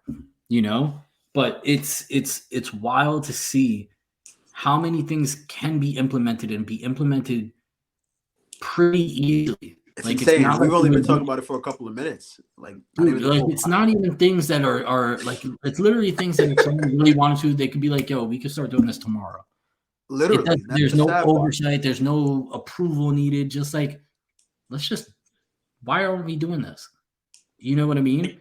And even if you're not going to have it for fanboys or grown men like myself that would love to meet a Juan Soto or Aaron Judge, right? At least have it for the kids, because you're so focused and hell bent on getting the next generation to invest and be invested in the game, but you're not doing anything to keep them interested. No. Whereas I think now more than ever, especially with the lack of attention span for obvious reasons, technology, etc., so many other options and outlets, you need to make this personal. You need to make it where it's personable, to where I can interact with my favorite player. Where a Juan Soto can interact with a bunch of kids from the Bronx that aspire to be the next Juan Soto or Manny Machado. Like, they come from New York RBI or whatever the case may be, Gauchos, Bonnies, youth service. Give them the opportunity to come to the stadium and meet these players. For all you know, this kid might be a kid that you end up scouting. Yeah. There's one of the things that always blew my mind is like, I know MLB they have like their own little league or whatever, but why are they not the main league that these kids are playing in? Like, there should be leagues in every fucking city, every single state that are owned by MLB and ran by MLB, so that they have control of all these kids to come in. And guess what? If you have a league like that where it's that vast, I know they do have a league and it's mostly for inner city kids, but why is that not for everyone? Like everywhere. That should be the one league that every kid, when they turn 5 years old, 10 years old, Something to aspire to do, something to give them, but especially like not even aspire, but like imagine playing for a league knowing that it's owned by MLB. It's going to make you go harder. Everyone's gonna be like, yo, I have a chance to play in MLB. Every championship game held at a major league stadium in that state or the closest state. Like, these are little things that are like, dude, if you want to put out a better product, you can literally develop your own talent at a very young age and have ownership of all that throughout. You create all the content. You have all the opportunity to put people in stadiums. You put fucking these kids, like, and you can fucking televise the shit too. And like, make money. Like, wow. Potential prospects might come from 5-year-old. Imagine like a 12-year-old, like a 6th, 7th grade World Series being played at, let's say, Cardinals Stadium, right? Or that would be sick. Let's say at Wrigley. Yeah. Bro. And you put that on national television, or like if MLB somehow figures it out and gets it, like just owns all the rights to streaming and gets out of cable deals and everything's on MLB.TV. Like, every baseball fan is going to sign up for MLB TV. I agree with you 1,000%. $15 a month. And I'd even take it a step further because of my personal experience, which I'm sure you could share as well. You know, obviously us playing high school baseball together, but also my educator hat. So I will put my personal hat on and my educator hat. So personal, because for me, I grew up in a household where if you didn't have the grades, you wasn't playing sports. So I played travel ball, I played basketball, I played Catholic youth basketball. If I didn't have the grades, as you know, my dad wasn't allowing it. He wasn't having it. So that's where that foundation came from, which I feel like a lot of kids nowadays don't have that foundation because the lack of funding, the lack of after school programs, the lack of extracurricular activities, the list goes on and on. And I think that's why you have a lot of kids dipping and dabbing in things that they shouldn't. So that's where I agree with you on that end in terms of the format and what they should be doing, because it'll motivate kids to do well in the classroom in order to get that opportunity with Major League Baseball. I'm sorry, and the educator. Oh, so yeah, I pretty much just said both. So it forces kids to strive for something, and then it also has them perform in the classroom as well. So you kill two birds with one stone. It has them strive to work on their craft, get better at the sport. Potentially, you got a young prospect that you didn't even think about looking at, that now you have eyes on him. And then on the other side, he's performing in the classroom because he wants that opportunity. Yeah. So you kill two birds with one stone. Yeah, you kill two birds. And my last point. And it looks great on MLB when they're producing out. It looks phenomenal. You're producing excellent student athletes. That's like, and you tapped on it too, like not missing on those prospects you would have missed otherwise. Like a guy like Evan Carter from Texas. Yeah. Bro, no one knew who he was. Out of nowhere, look how he performed in the World Series on the biggest stage. No, like he had, if I'm not mistaken, he had no like college offers or anything. No. And Texas took a chance on him, and look what he turned into. You know, he was non-recruited fucking superstar in the making. And honestly, I mean, as you know, somebody that's been through the ranks, like, you know how many guys were ranked at the top of their classes, at the top of their positions, and they didn't make it because I feel like there's a level of bravado and arrogance that comes with that, right? But if you're getting it out the mud and you're earning that shit. Can I tell you a crazy story? I'm gonna tell you a quick story. I'm not gonna talk about one of these players, but I'm gonna talk about another one. There was a kid that I grew up playing with. Okay, I'll name drop him because I haven't spoken to him in fucking years, so I don't think he'll ever see this. His name is Danny Lopez. Okay, he went to McClanty. This motherfucker was the greatest baseball player I have ever been around. I played with him from the age of 5 through whatever, right? He went to McClancy, the best baseball player, the softest hands, strongest arm, and he hit fucking tanks. He was like a 5'10" shortstop, 5'9" shortstop. He got drafted by Seattle. He went to. Oh wow! I don't want to fuck it up.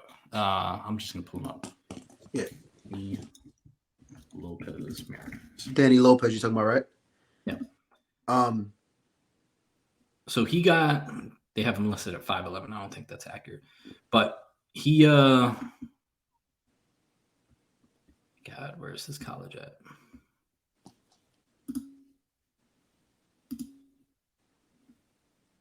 Oh, he went to Pitt. He went to UPitt. Oh wow! Yep. Yeah. So he was shortstop at UPitt. Got drafted in the 17th round by the Mariners. Okay. The best baseball player I have ever seen in my life. I'm going to give him his flowers because athletically, there's no one that I've ever came across as a position player better than him. Even from the age of 5 all the way through high school, like he was levels above everyone. And mind you, I've played with major league guys. I've played with guys who've been drafted in the first round. I've played with guys who've been to the major leagues. Yeah. Who've won World Series in the major leagues, okay? And he is levels, just levels to it. But when you talk about like guys who don't make it because bravado, or in his case, he was a head case, do you know why this man is not in baseball anymore? And I'm so fucking pissed because, there's always that little itch in you where you're like, oh, bro, I wish I had the opportunity you fucking had. Right? Mm-hmm. Do you know why he stopped playing baseball? He missed being home. No, I would understand that. I wouldn't even. I mean, there's a lot of guys that, because of that. No, that wasn't it. A girl?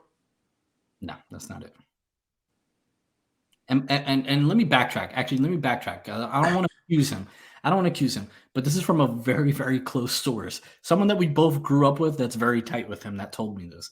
So I'm confident it's true. That it's true because it's coming from someone who's very, very close to him, who I also grew up with. Yeah. That we both grew up with, that we're both very close with, that you also know, but I'm not going to name drop him either. But this is where it came from. This man quit baseball because he was so good defensively. Okay? You see, look at your face. I'm fucking loving it. You're curious. You're like, where the fuck is this going right now? He was so fucking good defensively that when they drafted him, they wanted to develop his bat. And they had another shortstop in the organization that they were trying to develop his glove. So they had him DH. He didn't want to DH, so he quit baseball. Oh my God. Danny Lopez, if you're listening to this episode, please reach out to me on Instagram, Vic Connects. And if this is a true story, please confirm nor deny it. I'm not going to put that on you. That's just what I was told by someone who we both know very closely. Man, that's unfortunate. I'm going to take it as truth because the last time that you and I spoke, you seemed a little off, and I just want to know if it's true. I want to know if it's true or not.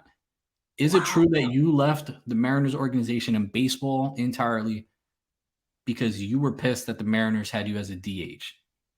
Wow. Tell me if that's true. I need to know because in my eyes and in my heart, you're the greatest baseball player I've ever seen outside of myself. I'm always going to put myself number 1. You're number 2. Okay? You are the best baseball player I have ever been around. You had literally every single part of the game. Best glove I've ever seen. One of the strongest arms. One of the best bats. You had good speed. Very, very good looking dude too. So he would have been super marketable. Why'd you quit, bro? Why'd you quit? I need to know. I need to know if that's true. Because if it is, that's disappointing, man. Super, super disappointing. Super disappointing. But with that being said, we got one last question. Who's the greatest PSL pitcher of all time? This fucking guy. Who is it? Who is it? Oh my god, bro. Who is it? So what I've seen with my own eyes, I'm gonna have to unfortunately give it to Victor Gonzalez. Yeah. Actually, I've seen it up close. I mean, I was right there. I was right behind you, so I saw it up close and personal. Yeah. I saw a lot of swinging. I saw a lot of swing and misses. I saw a lot of comebackers. I saw a lot of like soft grounders to second where I was. Yeah. Little soft choppers this short. Yeah. I mean, I had to move the short to get 101 strikeouts and 8 starts. You weren't seeing that many ground balls. You weren't seeing a lot of ground balls. That was insane, man. That was a year that was super special, man. That's always going to be dear to my heart, man. Can we talk about that? Can we talk about that roster real quick? Aside from the joke of like who's the greatest PSL pitcher of all time, because we already know the answer was me. But let's talk about that roster, because I struggle to remember every single person that was on our roster, but I remember most of it. No, not me. Larry. So let's go through. So our catcher was Larry. Shout out to Larry. He's my head of website design for ClickRush Marketing. So that's a marketing company that I own. He's our website designer. So shout out to Larry. Larry Olivo, yep. Larry Olivo. Yeah. Third base was Christian. Yeah. Great story about Christian. Christian had never played organized baseball before that season. Yeah. And he was probably our most solid defensive player. You and him were the two most I don't think either one of you made it. I don't think either one of you made an error. Not. And that, like, if you're not from New York City, you don't understand. We played on fucking softball fields that had never been maintained before. Our home field was Flushing Meadow Park. Four softball fields on the side of the Grand Central Parkway Highway. Okay. The infield is literally just rocks. The mound is literally just, it's a flat surface with a hole in the ground. Okay. And Roland and Christian had 0 errors in 06. Literally, bro. 0. And Christian, and it's a little bit more impressive for me what Christian did compared to you, because we expected you, because you were a defense first guy. Yeah. We expected that from you. Yeah. Christian, we had no expectations. The only reason why Christian even played, we got to force him. The only reason why he even started was because Jerry failed off. Yeah, that's true. Jerry was our defensive wizard. He was supposed to be our guy at short. He failed off. So, and then Christian moved to third. And then if not, it would have been Dariel. Yeah. Dariel would have been at third. He had to slide over to short because Jerry failed off. So Christian had never played organized baseball before. That's nuts. Yeah. He only played like in street baseball, which is not even like a real thing. You know what I mean? That doesn't count. Just having a catch and hitting batting cages. And he came out and he hit the ball too. He was very well. So very well. Christian should have been our MVP. Like, had I not had the season that I had, he would have been our team MVP, 100%. Okay. And we had a lot of guys, man, that honestly could have been worthy of it, bro. So we had Christian at third, Dariel at short, you at second, and then we had, and this is a fun one. So our first baseman is actually a famous actor. Yep. This is wild.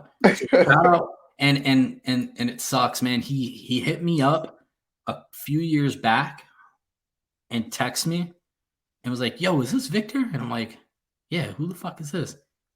And it's like, "Oh, I don't want to say his name yet," but he's like, "Oh, it's me." Like, "Yo, I want to reach out to you, bro, because I was thinking about you. I still had your number. I wasn't sure if it was still your number, you know, but I just wanted to thank you for, like, because people don't know this. All right, so our first baseman was Emery Cohen, okay?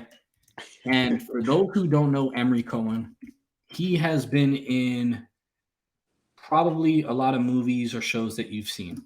I'm going to start rattling off a few. So he's got a movie coming out this year. He was in the movie Brooklyn, where he is the main character's lover. He was in the Netflix hit series The OA. He's one of the main characters. Yeah, he's one of the main characters in The OA. He's also the lover of the main chick. He was in the movie The Place Beyond the Pines, which is an incredible movie with Ryan Gosling, Eva Mendes, Ray Liotta, and Bradley Cooper, where he plays a large role in that too. Okay.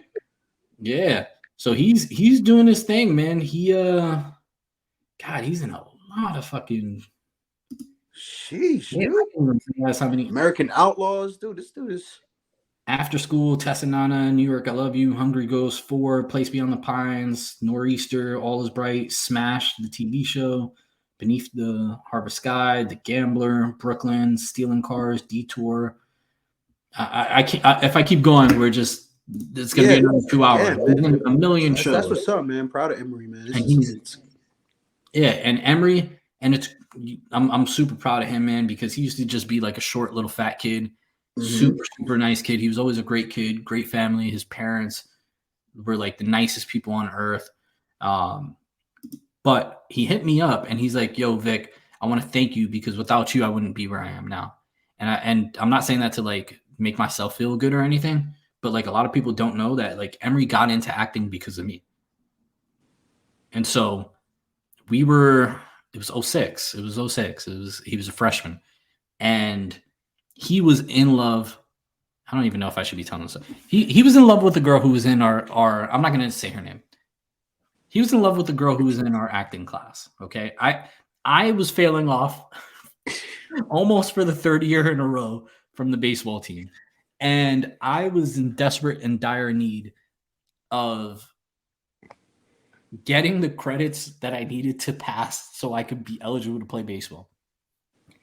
And so I got thrown into theater class because it would have got me over the edge. And I got forced into it. And I was like, you know what? I don't really have a choice. I'm going to do it. Whatever. The girl that Emery was in love with was in my theater class.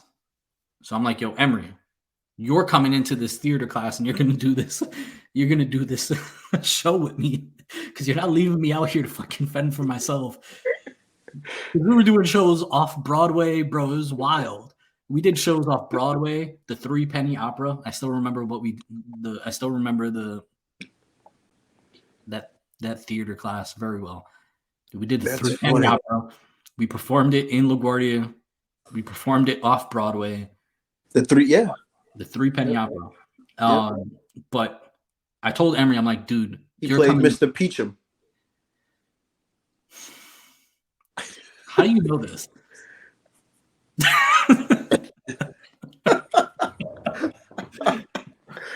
All right. Bro, we went to neighboring high schools, bro. So Emery's in love with this girl. And I'm like, dude, you gotta come in. And he's like, dude, I'm not fucking doing that. Because Emery wasn't into acting. Mm-hmm. And I'm like, yo, I'll introduce you to the girl. And he was like, bet, I'm in. He didn't even argue it. He was like, I'm in. Because he was in love, like legitimately, like pup. Mind you, he's also a freshman. It's like, you got that puppy love. The girl he was in love with was a junior, so she's older too. Yeah. So he's in love with like this older girl, and I'm like, and it's kind of like it's a perfect framework. Actually, I should just write a movie based on that and have a star in it. Yeah. But it sounds like a movie. But like he was in love with this girl. She's, our age, 2 years older than him. And I was like, yo, I'll introduce you to her. I'll hook you up. Like I'll make the intro. And he was like, bet. And he fucking signed up and he went full bore. And he ended up dating this girl. So it worked out. Like I am the matchmaker. I've always been the matchmaker. Everybody knows that. I am the matchmaker. So they end up dating, whatever. But the true winner of that was neither him nor her. It was his career that came out of it because he fell in love with acting from that, from going into theater with me.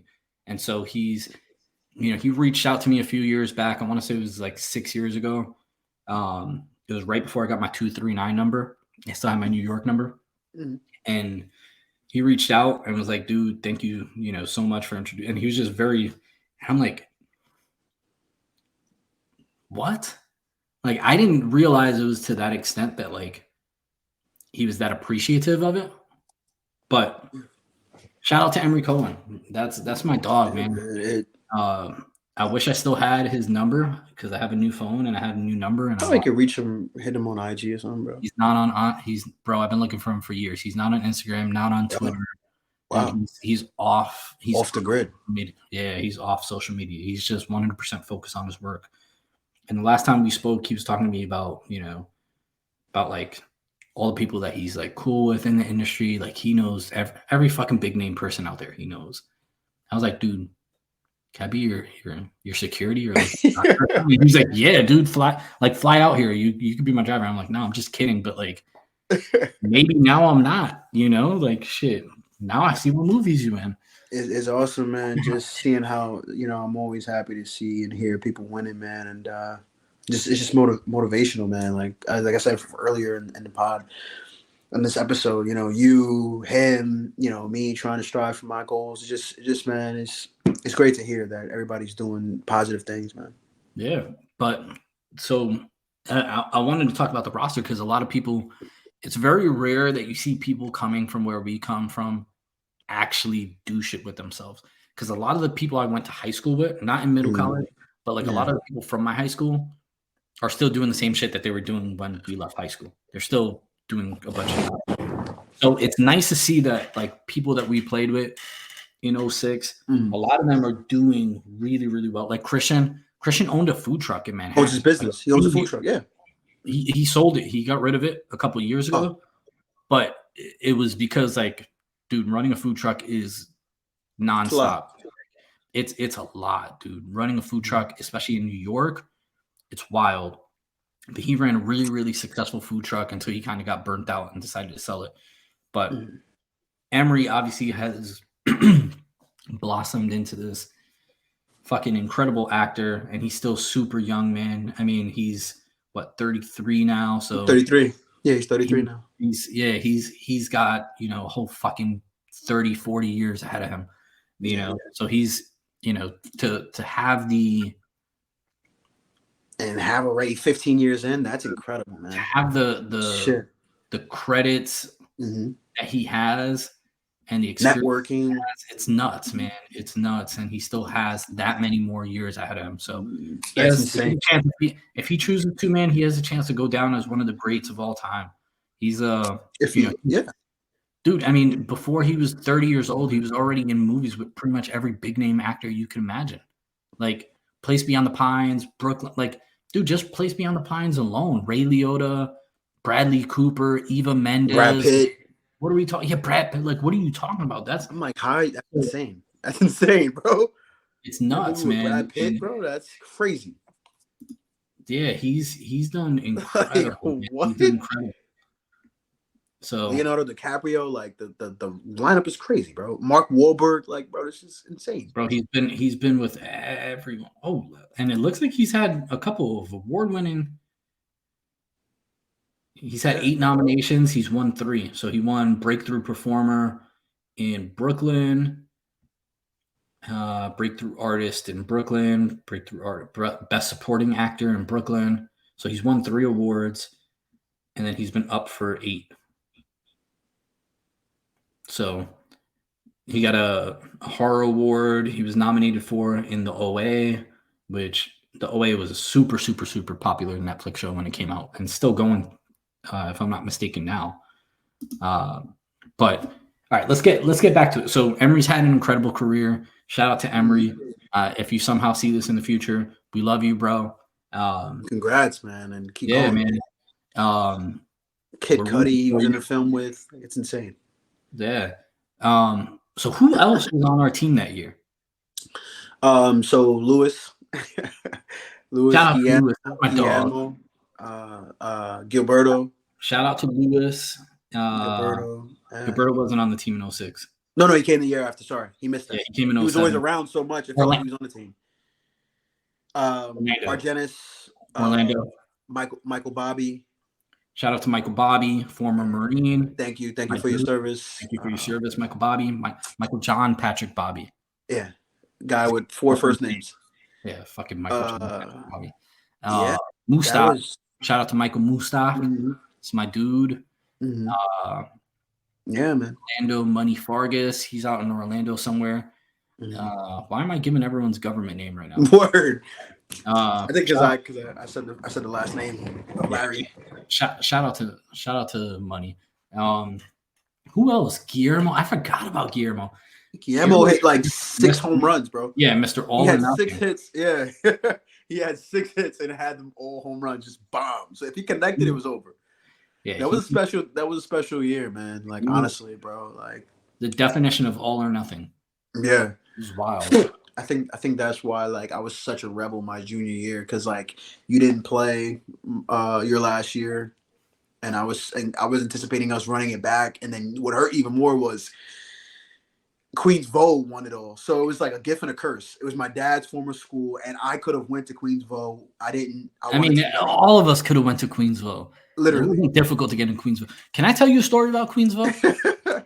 So yeah. Fuck, I'm gonna tell you a quick story about Queensville. Yeah. So when we played, so I don't know if you remember this, but our first game of the season in 2006 was against Queensville. And I knew that was going to be our main rival because they were in our division. It was always tough, those games. It's always tough. And I'll never forget, before the game, I said, I'm going to set the fucking tone. I'm going to make my mark. And I threw at the first batter of the game, their leadoff hitter. And I hit him in the knee. And he tore his ACL and he was out for the year. I don't remember that, bro. It's crazy. And I ended that game 16 fucking Ks. So if you're watching this, I don't give a fuck. I don't feel bad about it. Yeah, bro. I had to do what I had to do. You got a championship the next year. You got yours. He got a ring. You got yours. You got a ring. I didn't get a ring, but I got to. We didn't get one. Unfortunately, man, that shit hurt, man. The fact that they won, it stamped it for me that I knew that if we came back with the same squad, you with that experience, me, everybody, we would have done damage, man. Listen, I had so many years of getting blamed for us not winning championships because I peeled off. Yeah, that junior year, I blame. I was pissed. Bro, my freshman year, you know how many times Caesar still let me have it in those guys? That's true. Like, my freshman year. That was our best year. We had whatever. It was our last year. We were stacked, and you were the missing piece, and you failed off. I'm like, fuck off. Why are you relying on a freshman? Strictly just for stolen bases. I was like, damn, bro. Yeah, and I think that's why I was so pissed. Like, because I never could touch the field, so I was like, all right, I'm gonna make them pay. And I just fucking used to just go and just take ground balls all fucking day, bro. And yeah, man, it was a fun year, freshman year. I remember you being around and stuff. And then I was like, next year we're gonna have a great team. And bro, I was like, you know what? We're gonna go farther than the team that had the seniors, and we did, man. I think what set it for me was when we beat Renaissance 50-0. It still stands as a record to this day. Mm-hmm. And you know why? Do you remember why that happened? Do you remember? I called it the day before. Listen, first off, if you guys are gonna get one thing out of this podcast, you're gonna see that, like. And here's the thing, bro. Like, a lot of the people that are in, like, I'm a changed man. So a lot of the people in my network. You're a family man now. No, I'm serious. I'm serious, man. Like, people don't know, like, the high school, college Victor. They know the business Victor, the insurance guy Victor. And so I'm a much different person, obviously. That's a fact. And that's why I wanted to create this podcast, because it gets to bring out, like, authentic. The things, not even that it's not authentic, because I am authentic in how I work. Of course. But it's a professional manner. But, like, this side of me of, like, growing up and turning into who I am today, and these stories, it's such a fucking, like, if you would have never known me back then, you wouldn't believe how I was back then. Yeah. You know what I mean? Like, and so the 50-0 versus Renaissance, like, I have stories for everything, right? Like, so the Renaissance story, 50-0. I had like 8 stolen bases. Do you know why that 50-0 happened? Do you remember why it happened? Didn't we get into a fight with the coach the day before? It wasn't the coach. And it third was base coach. No, it wasn't the coach. So what happened? One of the players. It was the player. His name was. I said, you know what, bro? We should come back tomorrow and beat them 50-0. It was the day. No, it was. Maybe it was the day. We played them back to back. No. It was the day. Yes, we did play them back to back. After the game, this is what happened. So they had a lefty pitcher, okay? And this kid thought he was better than me, and he obviously wasn't. He played for fucking Renaissance.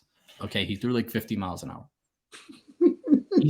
And I ended up selling him one of my gloves like years later. Like we ended up being friends or whatever.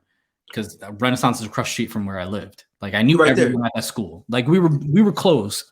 You know what I mean? Like same way I used to go to middle college all the time. I used to go to Renaissance out there. It's right there. So the kid that was pitching that first game, at the end of the game, whatever, we're talking shit because we're all friends, right? Yeah. And you guys in the same neighborhood. God, I forget his name. It's something with an F. I don't know why I'm going blank. We're 2 hours in, so yeah. I apologize for not remembering names. But at the end of the game, or maybe it was a practice, and we were in practices, and they were on the field across from us.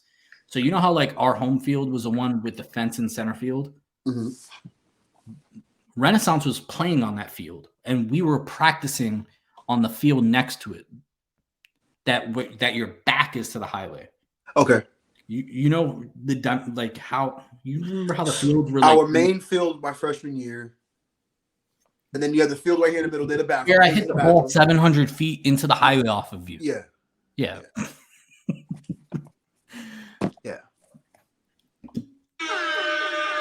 Whatever. So they were practicing, and they threw a baseball over, talking shit specifically to me. Because they knew I was pitching against them the next day. And I walked the baseball over to them. And I was like, y'all are going to pay for that shit tomorrow. And I handed it to them. I walked, they threw it over from their field to us. And they had it written out to me. And they were talking shit. So I took the baseball and I walked over to the field. And I'm like, yo, you're going to pay for that shit tomorrow. And I was dead ass. And you know me, like, bro, when you talk about like the Kobe's, the Jordans, like that mentality of like I switch and I locked in. That was me. So I was, and it doesn't take a lot to get me going. So they did that. Then the next day, we showed up at the field, and my boy John Tejada, that was my dog. He lived across the street from me. He was one of my best friends in high school. Wasn't he on the team? He was on Renaissance. He was the one that pitched. And he was talking shit to me because me and him were like really, really close. Like we hung out every day in the summer, like every day. Every day. We went to summer school together. Like I'm talking about we eat breakfast together, train, cut class together. Like that was my dog. John Tejada's pitching. I'm like, oh, we're gonna fucking smoke y'all because he can't pitch shit. And he stood in for 26 of those runs. We scored 26 runs off him. It was bad. We scored 26 runs off John Tejada in one inning. And then they brought in the second guy. That's his name. His last name was Roman, the other dude, the lefty, Roman. I forget what his first name was, but his last name was Roman. Mark Roman. God damn. I knew he'd come back. Mark Roman. I need to stop giving people's governments out on the spot. Word. But whatever. I don't care. It's crazy, bro. Yeah, it is what it is. So Mark Roman, lefty. 17 years ago. Yeah, he came in 26 runs off John Tejada. Mark Roman comes. I'm batting against him because obviously we had like 20 at bats each that game because we fucking murked him.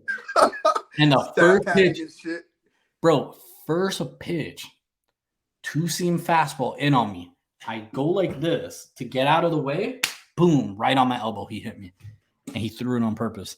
And I was like, oh, bet.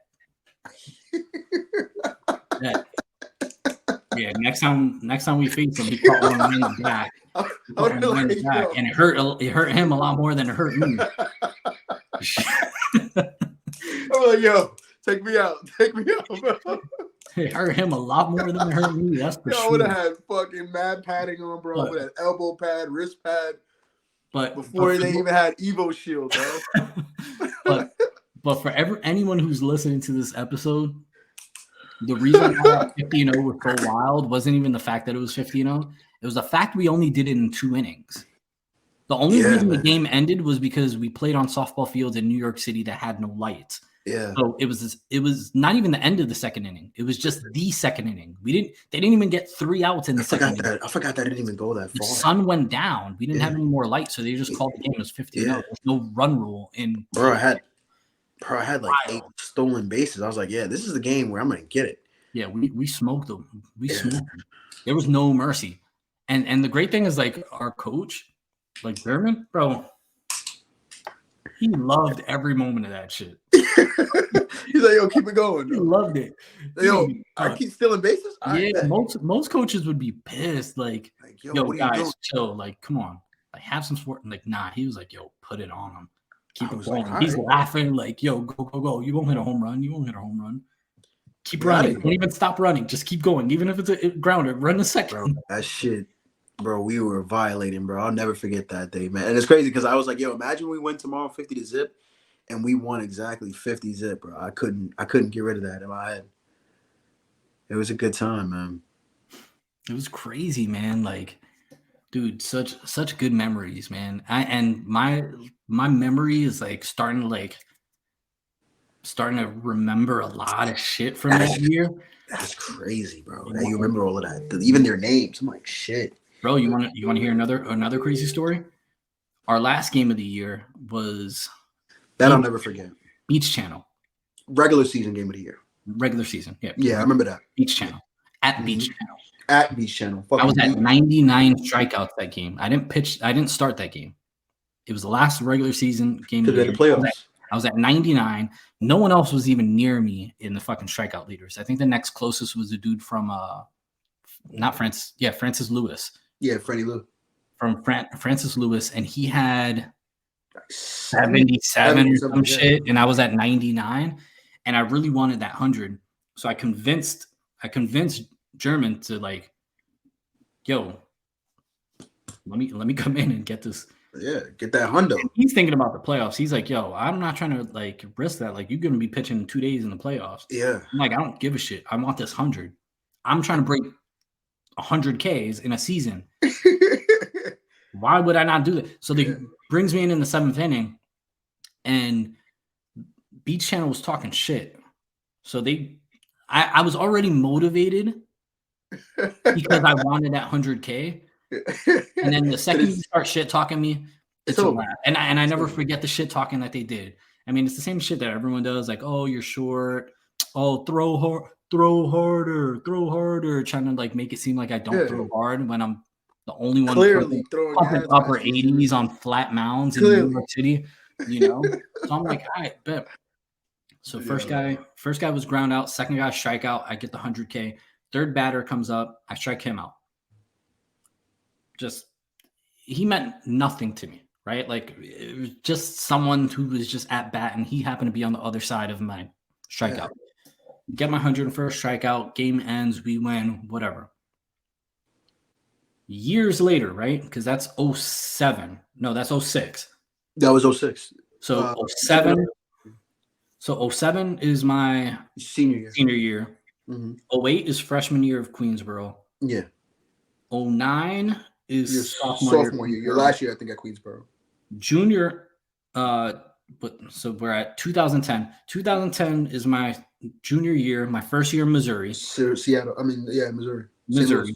And then my senior year, which is the year that I dropped out to sign with Newark, I started at Missouri and I transferred to Bruton Parker in Georgia. Yeah. But while I was at Missouri, guess who's our newest transfer at Missouri Baptist? The last strikeout?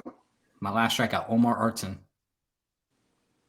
So Omar Artson, he comes in, and, like, me, I'm a junior. I don't know who the fuck this kid is. Like, he's just a transfer in. Like, in Missouri Baptist, you have 70 people that are being brought in on this roster.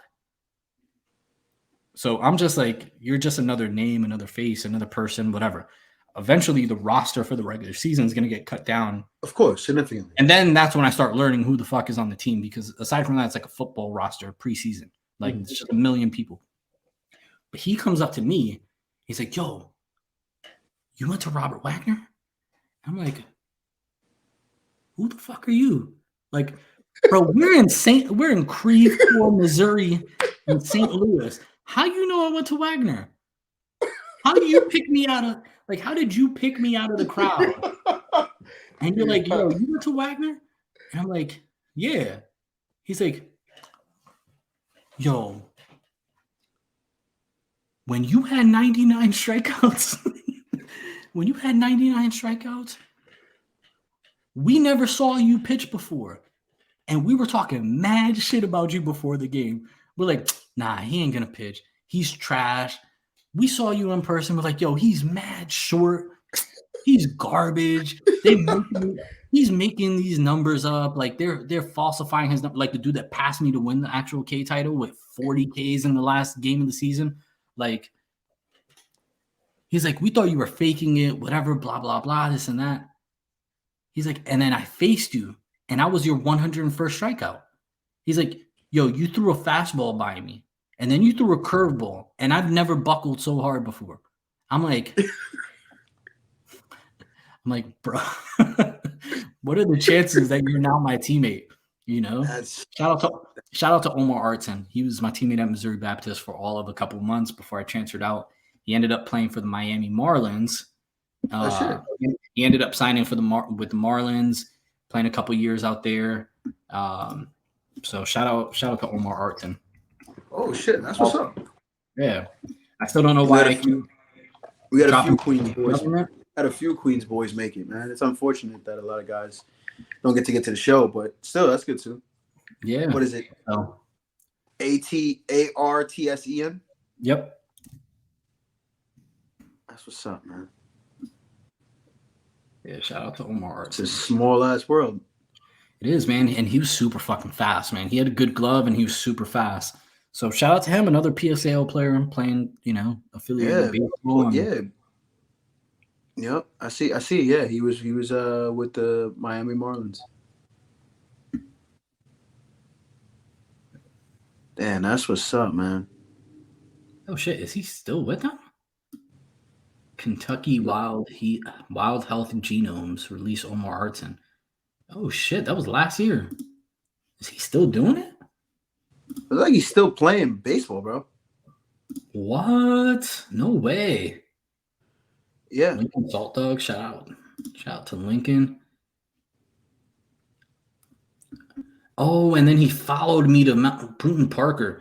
Bro, I played at Missouri Baptist, and then I left Missouri Baptist to go to Bruton Parker. He went to Missouri Baptist after me, obviously, and then he went to Bruton Parker after. Oh, chasing me around. You know who else did that? Steven Edwards. Yeah, Steven. Yeah, my basketball teammate.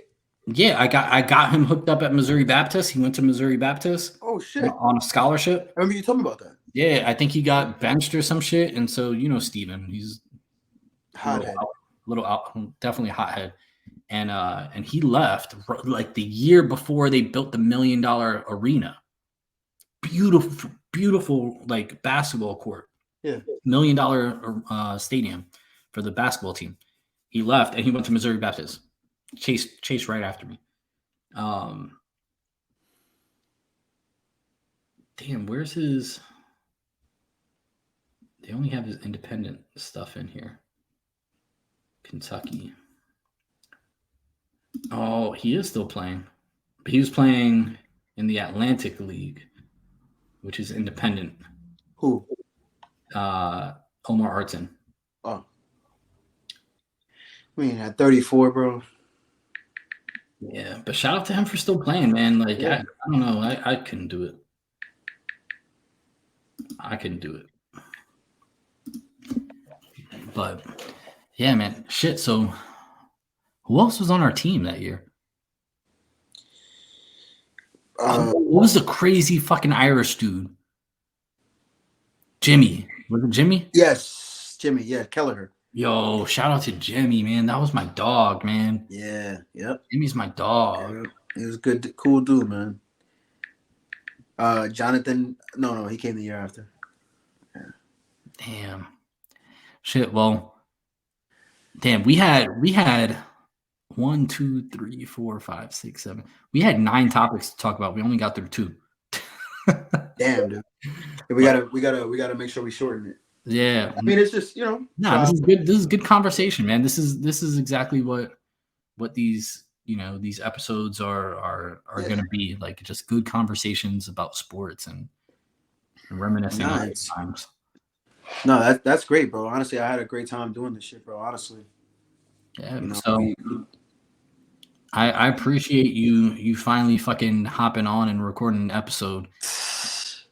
But no, for sure, bro. I was very excited and very happy that we actually did it, man. We definitely got to just stay consistent and do more. And like I said, I'm gonna do a better job of getting the whole stuff situated so it looks much better when we actually start filming it. For sure. So, all right. Well, for anyone who actually made it this fucking far into the episode, which I don't think there's gonna be many because this is a 2 hour and 10-minute episode. Shit, we got to cut. You got to cut this up. Yeah, if you've made it this far, like, I'm gonna have Roland cut you a check. How about that? Shout out to anyone who made it this far into it. I hope you guys have been entertained and have a little bit more of a glimpse into our lives. And I think there was some good conversation, and I look forward to the next episode. I'm gonna try to get. Also, we have a lot of people lined up for episodes with us here. So the next episode is going to be with a comedian, Jay Ellis. I'm super excited to have him on the podcast. His father is a super famous comedian, and it's gonna be a fun episode. Jay Ellis, I call him JJ. We went to college together in Georgia, which is how I know him. And so it's been a really good. It's been a good time so far, being able to connect with all these people. We've got UFC fighters. We've got like MLB players. I've got a lot of people lined up to hop on episodes with us. But shout out to JJ. We're gonna have him on the next episode here. That's gonna be a good one. Me and Roland will put episodes in between episodes where we have guests on. So we'll have some episodes like this one where it's just me and Roland. We'll also have episodes where we have guests on. Hopefully after we have Jay Ellis, we could get his pops Arnaz Jay on here, get him on an episode too. And it's only up from here. So yes, sir. I can't wait, bro. I'm excited, man. Super excited. I guess we just had to get the first one out of the way. Now it's time to just keep it going. Let's keep it going. Shout out to episode number 2 and episode number 3 featuring Jay Ellis on the way. Let's get it. Hope everyone has a great night. We'll see y'all soon.